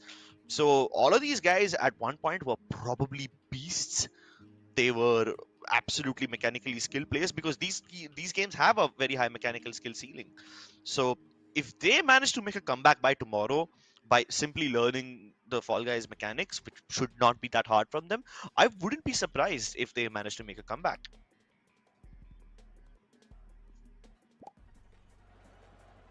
Okay, Crip, the game is starting right now. I think everyone's in the lobby, and the map is ready. We see these wind tunnels again, and in 3, 2, 1, it's a race to the finish, and everyone is trying to run across. And I think there is a small bug that we're facing. As someone's got stuck. I think only the next round result is what we are going to see. And finally, we see this person moving ahead. And he's gonna make it. He's gonna make it. No. Hey, he's made it. He's going down in the tunnel and pushing himself forward. And that was an early elimination right there. Still, remind you, Crips, 19 19 people can qualify right now. I hope 19 make it so we can see more rounds in this particular games. Please don't walk there. You have slime coming across the wrong direction. You can be pushed down. King Banter manages to go across, but now he has to wait for the bar to come through. So he takes it across while everyone else is left on that travelator. There's a smaller one, there's a bigger one on the side and everything. So you gotta choose your pathing and not be around too many people. As you said, there was slime in some of these places. You gotta be really careful about that as well. I guess the more these people play this particular level, the party promenade, they will be more familiar with it. Sinjin missed his opportunity to grab the bar, but at least he's taking the wind tunnels ahead, and he makes it. Sinjin might just be the first person to qualify. Just a couple of seconds left. We have 11 people so far, and time is up. How are these guys not qualify, Crips? I mean, there were 19 spots again given to them. Only 11 qualify, but we see, and we don't see Aslan in those 11. So that's going to take a hit. Right? There's 0 points for this game for him. And we went to the frozen tundra run X over here. Again, there is slime on the floor, and it's a race to the finish. And I really want more people to qualify. 8 can qualify, guys. I want all 8 to qualify. That means only 3 eliminations. The rest have to qualify. These are snowballs coming from top. Will push you down. You need to run. You need to make sure you're not choosing the path of the snowball. And I feel people are struggling right now, but all of them moving ahead with the same valor as they came to the first game. Yeah, and you gotta avoid these swinging axes as well, otherwise you will be doomed. Everyone pacing themselves, and as they cross the little slicing area, they have to be wary of the ground underneath them slipping. Fiam and King Banter are out of this game, and JD, already 2 people are out. You were hoping that not more than 3 are eliminated. I don't think your wishes are gonna come true here. I mean, Oh oh, Playground Fred, that it's like tasting victory and just dropping the ball right there. You have to wait for the fan or this ball to go in the other direction for you to make that particular jump. And no, oh my god, no! at least 4 have qualified here. This last man to qualify are we going to get 5 qualified? Oh, he saves it and he qualifies. 5 people qualified total. KG Limited, last guy to qualify over here. So if Nazir is back again, Arslan Duckland has made it, Soul Jim, Dapper, and KG Unlimited. Damn, bro, Aslan being super consistent makes it into the final round yet again. But this is not Hexagon, so maybe he will not be the strongest player over here. Can we crown a new winner for Blast Ball? We will find out in just a couple moments. I have to say though, in the last game, a couple of them almost made it across. They almost aced victory and then fell off at the last second. And they will experience more such heartbreak in this round, because here you have to actively avoid everyone else. It's not just the map who's trying to throw you away, throw you into the abyss. Everyone else is doing the same. Yeah, Arslan is doing a wonderful job here. He's just keeping away from anyone. The blocks are going one by one. Nazir, let's see. He's holding it for too long. Is he going to throw that in time? He gets... Ooh, that was really tough for Soul Jim. But he somehow managed to make it 0 eliminated. And now everyone's going strong, Tips. Oh no, we have a first elimination. KG Limited, WGC is out. 4 people remain. Nazareth timing his bomb really well. He threw it at the right time but fails to knock someone down. Aslan acquiring more ammunition for the feeding, has plenty of balls at his disposal, and we have yet another elimination. We are down to the last 3 players. Okay, Nazareth is doing good. So this Nazareth versus Aslan is happening again, and we have one more player with them. I think Dapper is right there. Oh, this might cause a blast, and Dapper goes down. He's eliminated. Dapper Kinator 16, 3rd position. That's only going to get him, I think, a total of 6 points right there. But it's again Nazareth versus Aslan once more. Will Nazareth, is this his redemption arc? Is he going to win this, or Aslan going to dominate once more? Both of them fall behind. This is just too competitive. This is too much, bro. This is too much for me to bear. This rivalry is so intense. It's once again a 1v1 between these 2 people. Aslan already having a massive 20-point lead. Nazareth hoping to cover the gap, bridge it, and knock Aslan down. At least if Aslan loses this game, he can have some sort of grace. He will have plenty of buffer points. Both of them priming their bombs, and into the air they go! Nazareth down once again, and Aslan, for the 3rd time in a row, takes the crown for himself. It's a hat trick. Aslan, rightfully said, is on fire right now, Crips. He's been playing so well, and I think Aslan, tell me the truth. You've practiced way too hard last night, haven't you? And Yeah. it looks like he knows all these modes really well, and he's doing the right thing at the right time, using the best technique possible for victory. And again, I think luck was at his side as well, because in the first round, when 19 could qualify, only 11, that I think that reduced around. But well, we see again a 26-28 pointer match coming in trips. Yeah, massive games for him. And since there were more rounds this time, he's even gonna farm more points. He's already at 50, minimum 26. Wait, how many rounds were that? Three, right? So will he get 26 or 28? Ah, that's okay. I mean, I'm gonna leave the math to the other geniuses on the back end. They will figure out the numbers for me. But Aslan clearly in the lead, right? As if 20 points was not enough, he's gonna bridge the gap to 40, maybe even 50 point as just a buffer right now. Yeah, I mean, what a beautiful, and what, like, it was a great game to watch, competitive wise. For everyone who's tuned in to this live stream right now, we are at the Seed World Presents Founders Cup. We're playing a Fall Guys tournament where all these lovely, NFT and gaming project founders are competing for their share of SWORLD tokens for themselves and their communities. So if you're watching here, if you're new here, do leave that like on the live stream. Do subscribe to the Seed World channel and all the other socials, and let us know in chat which founder or which guild are you supporting. Yep, that's right. All these founders are here to win for their communities, representing hard.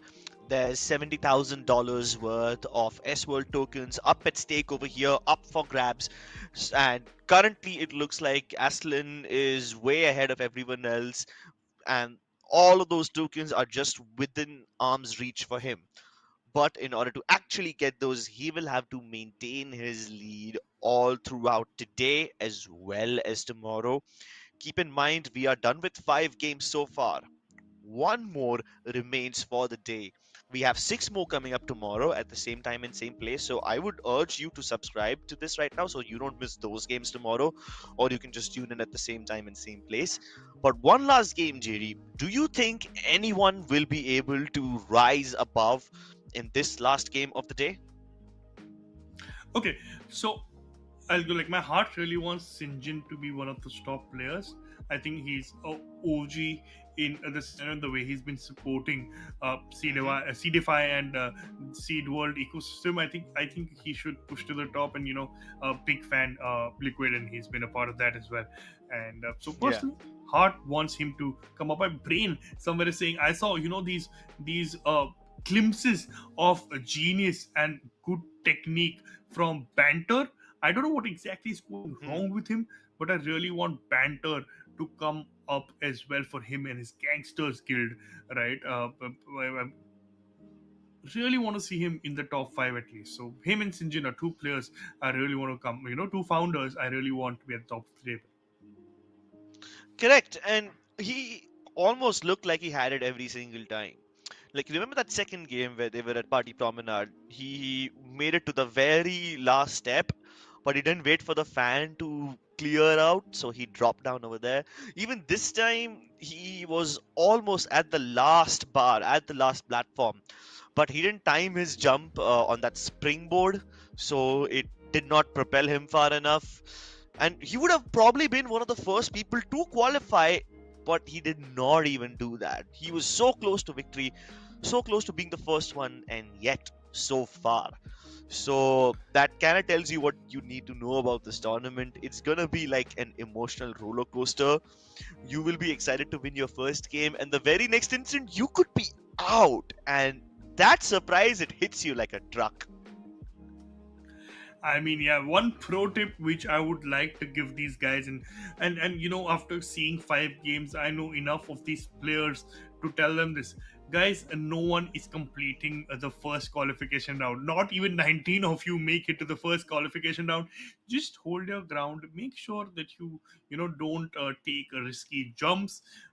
Follow the leader. Make a leader in front of you. Follow the leader, and just make sure you qualify for the second round, so one, we can have more rounds in the future, and 2, you Hmm. at least walk away with 2 points, right?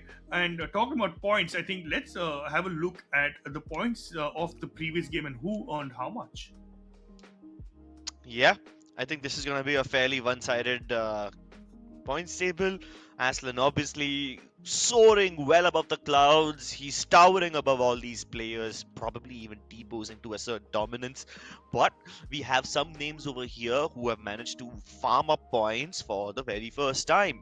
Furanaku, KG, both of these people were sitting below 2 points, before this game started.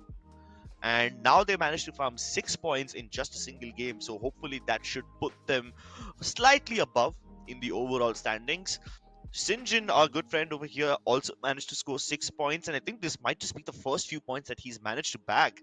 Even though he's quite an experienced player and he's one of the OGs in the gaming space, I don't think Fall Guys is his cup of tea. He's probably he's probably a beast in proper esport games where you gotta be accurate and you gotta be precise, but over here it's more about not being unlucky. So you gotta have a different mindset while playing this Fall Guys game. Yeah, I mean, let's go ahead and see how all these points actually add up, right? And yeah, we see Aslan with those 50 points at the top. Coop is at 30, Connor at 28, and wow, looks like it's a tough competition right now. Sheesh, and a lot of these people rising up. I mean, the top three we kind of expected. We knew what we were going to see. But at number 4, 5, and 6, you have KG, OJ Mayo, Norbert. All of these people are starting to reach double digits. The 14-point mark, 10-point mark finally breached. Panther also managed to get 2 points this round, if I'm not wrong, so he goes up to 8 rather than 6.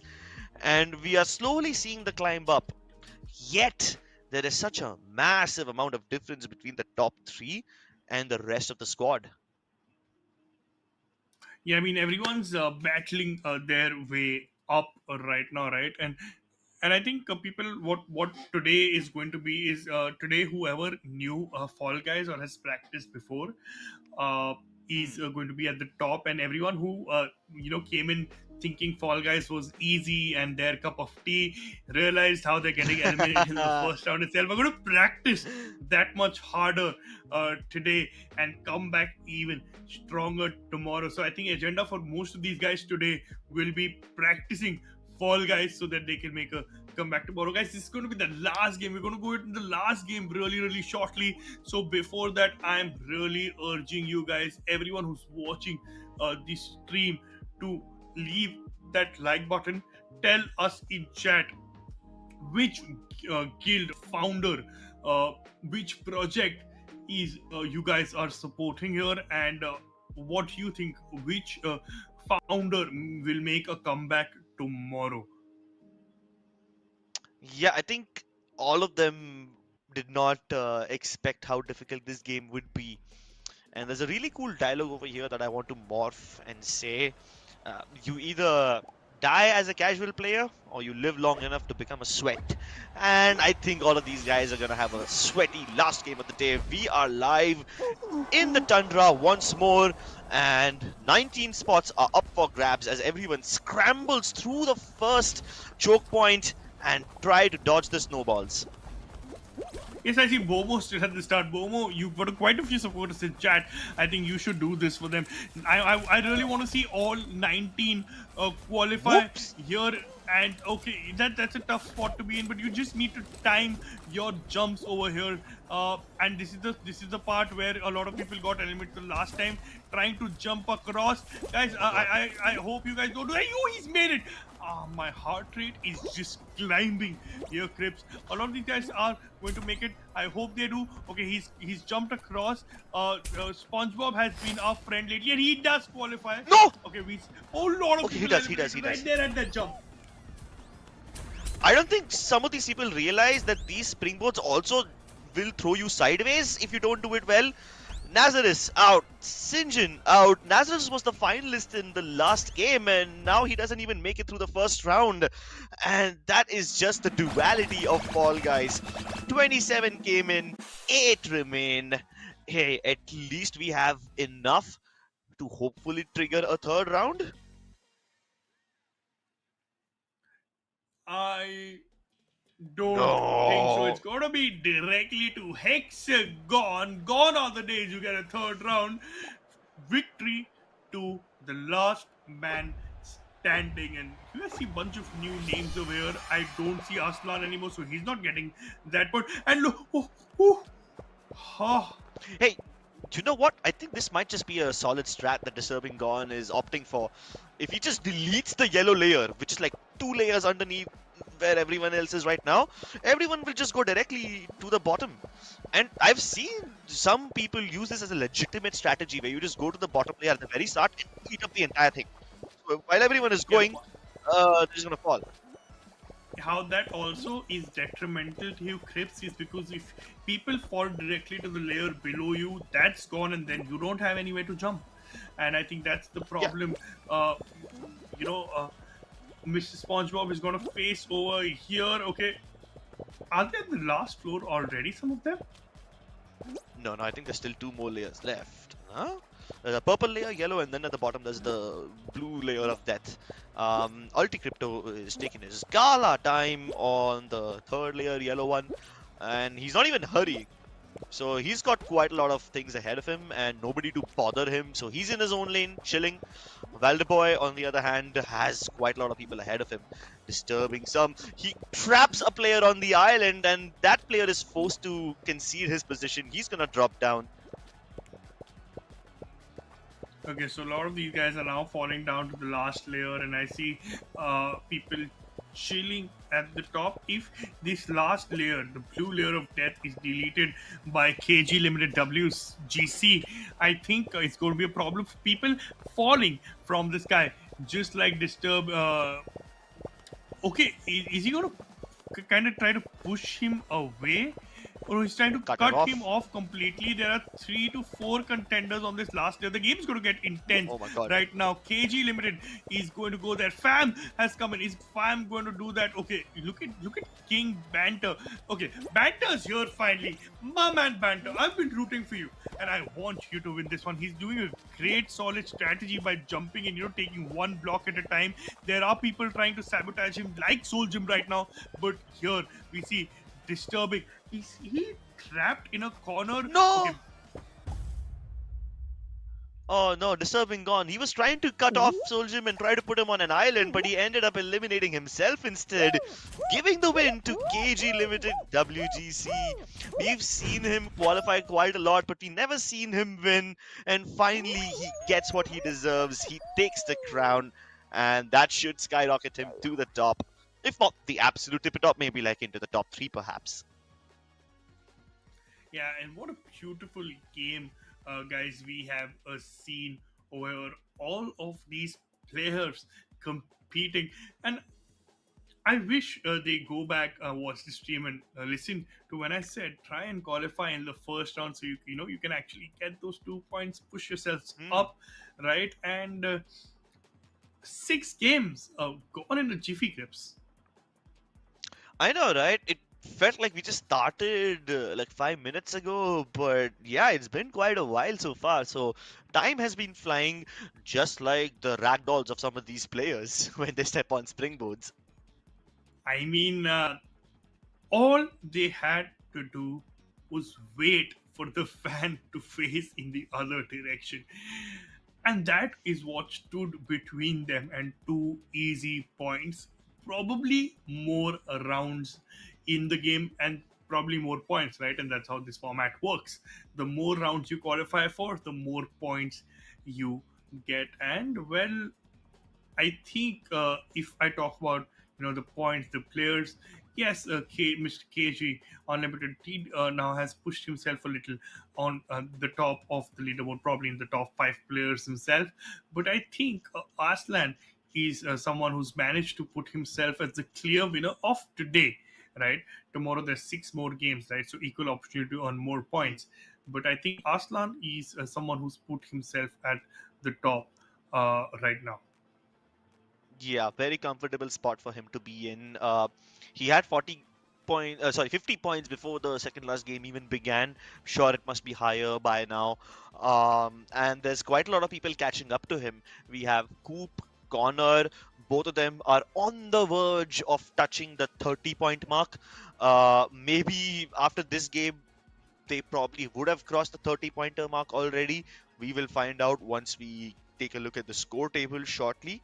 But very clearly, you see glimpses of brilliance from certain people, only to see them fall at the very last step. So you can play 99% of the level properly, but that one last percent can result in you getting eliminated.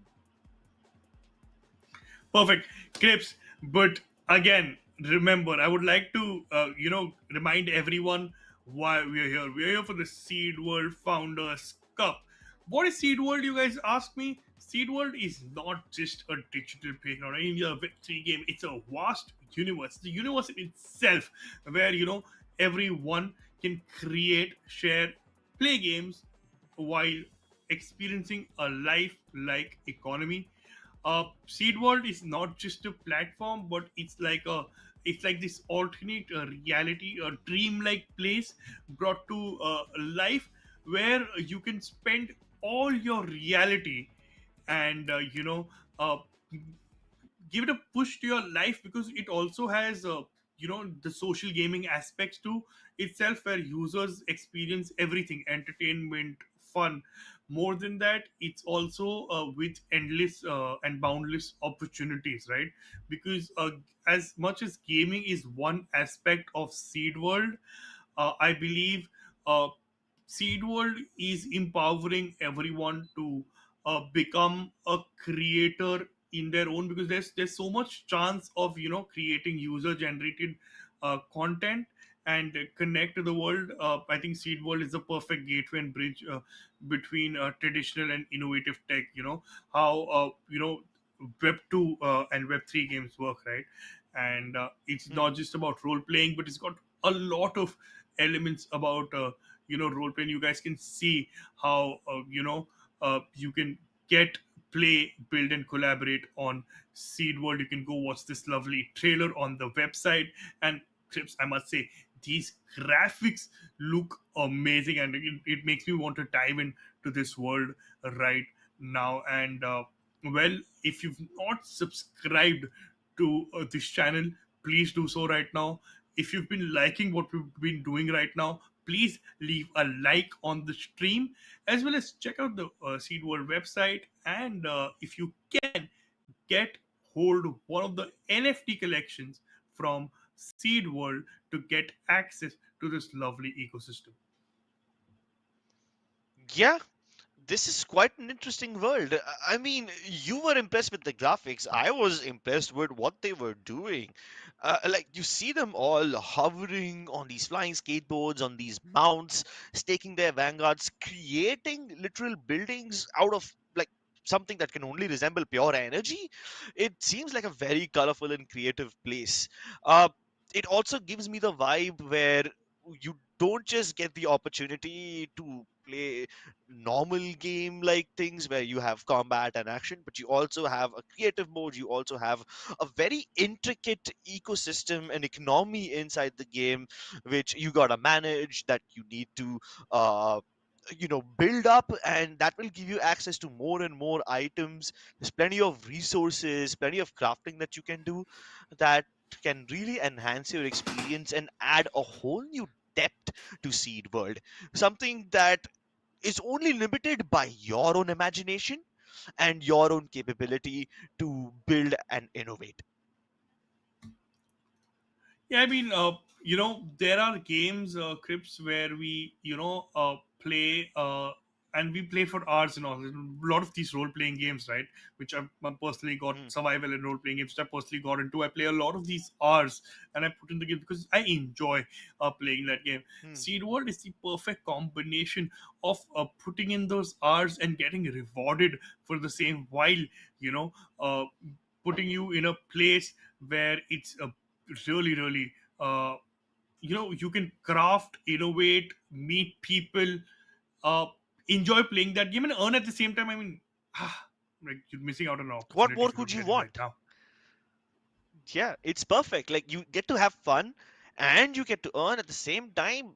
Sounds like a great deal to me.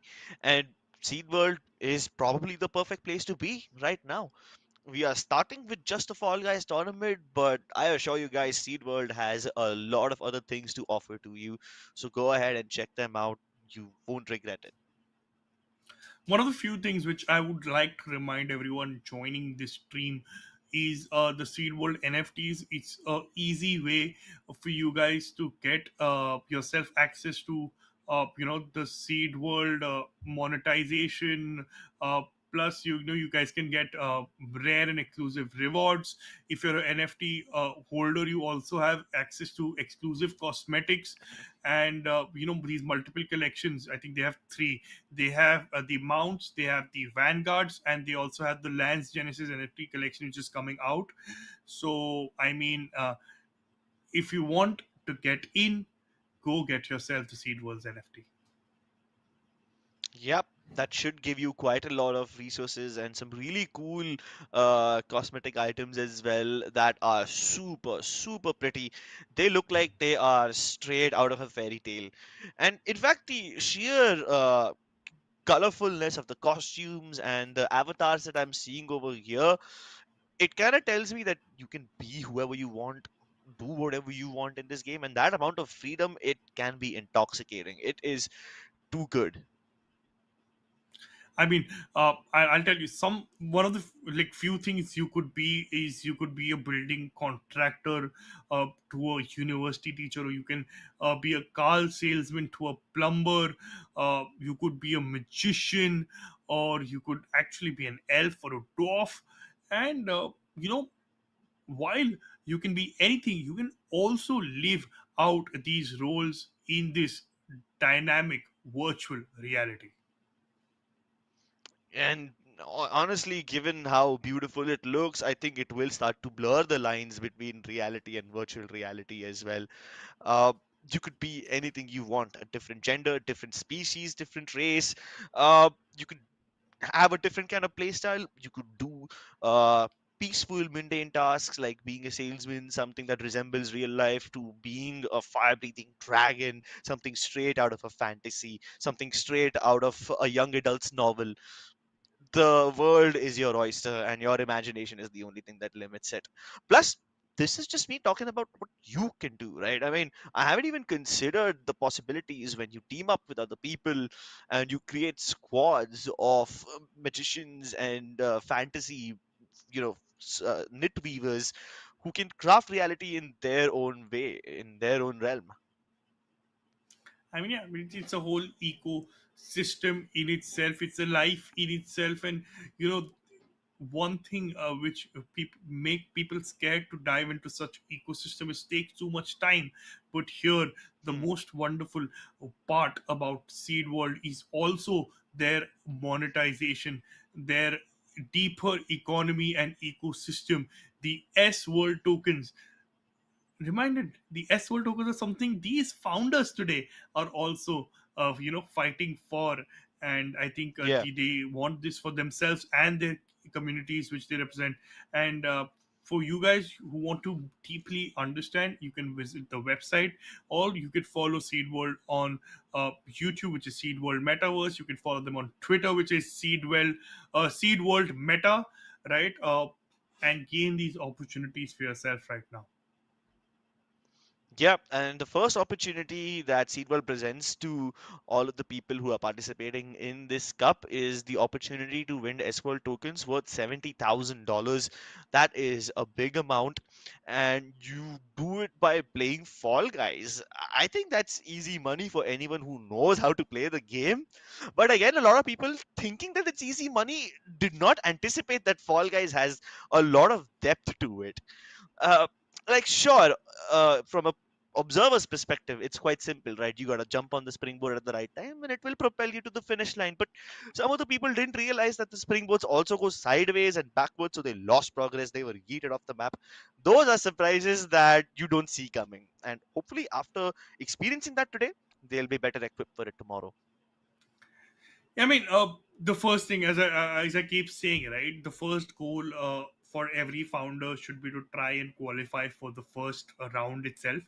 Just proceed to round Hmm. two, because I think most of these had 19 qualification spots, uh, Yeah, and and we barely did anything not filled see up. more than 10 or 11 qualify, right? And the only number of rounds we Yeah. saw was maximum go to three. I think if they are able to fill all those 19 spots, I think we'll see more maps. We'll see a variety of those elimination rounds. We did see a couple, 5 or 6 different maps today. But I think if the founders start qualifying more, they open up the opportunity to earn more points. That is going to excel their growth on the leaderboard itself. Plus, giving them higher chances and just bragging rights, because at the end of the day it's a gaming Yeah. tournament. All of these founders are from the web3 gaming and NFT ecosystem, and them winning a tournament is just, and I remember Sinjin saying this: if he wins or even gets more points than the other founder is going to rag on them for the week or the month, right? So bragging rights is something which every winner, I think Aslan has got himself. He can say, you guys Way are too much. founders, I'm a founder and a gamer myself. So I think all of these OGs, I think tomorrow need to come back all practiced, with these Fall Guys games. Yeah, and it's not like it takes too much practice, right? We spoke to Sinjin earlier. We also spoke to the founder of Corpo World earlier. All of those guys have played games which are way harder than this. I mean, some of them are Counter Strike players. I personally was a Counter Strike enthusiast. JD, you used to compete professionally in that game. You know how high the skill ceiling can get. And Sinjin said that he belonged to the good old Quake era, which I believe was way more mechanically challenging. If you can survive in those eras of the games, then I think Fall Guys should be a cakewalk for you. Just don't underestimate in the game. Just don't underestimate the game. That's all I have to say to these people. I mean, I'll tell you what, sometimes, and I think it's because we all have competitive in the past. I feel I understand what's going on here. Is we come in and we say, oh, we Hmm. have our mechanical skills in place, and I think even Ras and Senjin both said this in their interviews, because they think they have Hmm. their mechanical, the keyboard and mouse skills in place. They could conquer Fall Guys, but what people forget is at the end, Fall Guys is a battle royale game. It's got a certain randomness to it. Not all levels are the same. Of course, final levels usually Yeah. are ball blast and hexagon, but there are various techniques we see to it. In a game we saw the technique of jumping and holding one square at a time, one hexagon at a time, sorry. And then Hmm. another technique is directly diving down to the second last layer, eliminating it, diving down to the blue layer of death, and then trying to just force people out and jump into the abyss from top. So I think people are going to re-watch these games, see how at least Hmm. Aslan how he's playing, and once they realize, I might also see people trying to grab hold of Aslan early in the game and then just push him off. Oh yeah. Yeah. Oh, okay. That is, damn, JD. You opened up my mind. That is a whole new spectrum of possibility which I had not even considered up until now. You see, day one, the games are over. We will have 6 more games tomorrow. But now you know who's in the lead. Imagine if tomorrow onwards people start grabbing at Aslan right from the beginning. What if they target him? Like they try to make him have, in particular, a bad game. Of course, everyone tries to sabotage whoever they see. But if they sabotage him in particular, oh boy. Oh boy, the possibilities are endless. I mean, that's what I told you, Crips. Right? Today's 6 games are everyone's starter in fun and learning, and you guys have come in your jolly good moods, playing the game, having fun. You don't even know where 6 games went, right? Most of you got eliminated in the first round. Hmm. Yeah. Tomorrow is going to be a different story because everyone's going to go back to the drawing board, practice really hard, right? And make sure they know where the fans are, where the jumps are, how do you grab onto that, circus jump, and just blow everyone's mind off. Yeah. I think more than practicing, they just need to be familiar and a little patient with the game. I see a lot of these people racing ahead, trying to finish the challenges first, whereas it's not really about winning, it's more about surviving up until the end. And then in the end, then you gotta put the pedal to the metal, you gotta push your foot down on the gas and accelerate ahead, because only in the last game winning matters. Before that, in all the previous rounds, it's all up about surviving. And we've seen a max of what, 3 rounds today? So people get 6 points, maybe 20 points at best. And keep in mind that according to our point system, we anticipated people to go all the way up until 5 rounds. So there are games where you have a possibility of having 10 pointers as well. Okay, and Creeps, 6 games are over. I'm really excited to see where everyone is standing, and here are the overall points, Crips, and let's see who is at the top. What? 100? Yo! A century in the first thing itself? That seems too good to be true. Meanwhile, Connor, they did not make much progress at all. I mean, Coop had crossed the 30-point mark already before the last game started. Now, however, it seems like he's just stuck over there. And same with Connor, he was at 28 points in the fourth, maybe even the third game. So the last 2 games have been bad for Connor. He hasn't made any progress since then. I know Connor. I think Connor needs to just. I think everyone right now is going to go back to the drawing board, and Aslan reaching that 100 points, Scoop going to 30, Connor going to 28.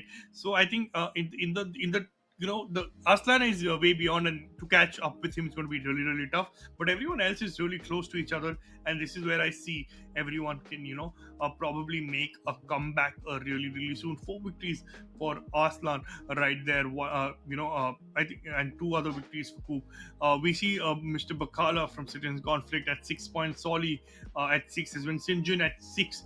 So everyone's trying to maintain, but Shev, Mia, and Yaroslav, right? I think these guys need to pick up. They need to get some points on the table, right? And Trips, it's been an exciting day one. Oh, it indeed has been exciting. Probably a little more exciting for some people than the others. I saw plenty of support for Mia in the chat. It definitely must be heartbreaking to see that she doesn't have any points.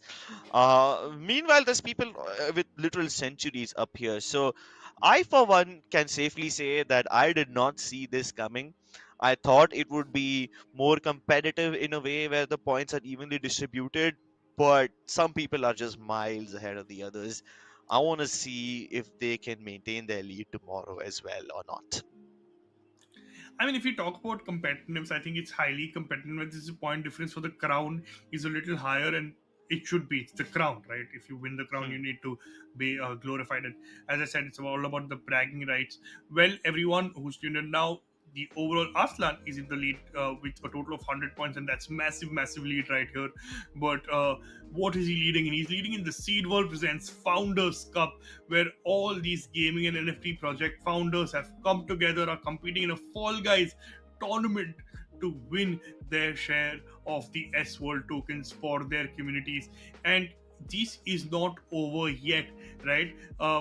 This is going to be back tomorrow at 3 p.m. UTC, guys. So make sure you click that like button and you click that subscribe button, because this is just the start for Seed World. Follow Seed World on all their socials. Be a part of this vast, vast, vast universe. We'll see you guys tomorrow again at 3 p.m. UTC with all these lovely founders fighting it out in the Seedworld Presents Founders Cup playing Fall Guys.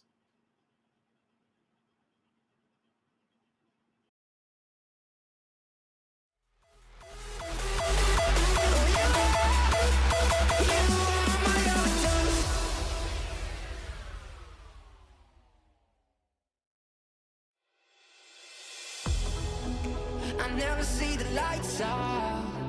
They get me overdrive. Fancy on a fast car. This is how you make me feel. Don't stress me now. I got the other doors. I'm feeling it in my bones. And if you say that I'm lying to you, you say it's for killing me. I wish I could fall asleep. The problem is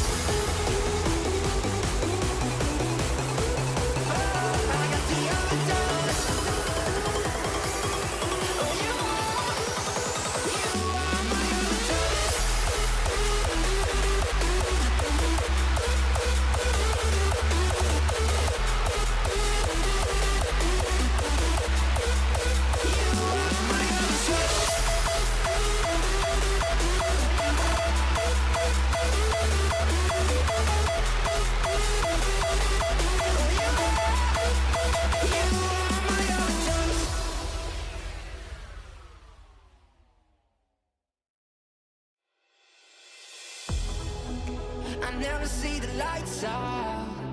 They get me overdrive. Fancy on a fast car. This is how you make me feel. Don't stress me now.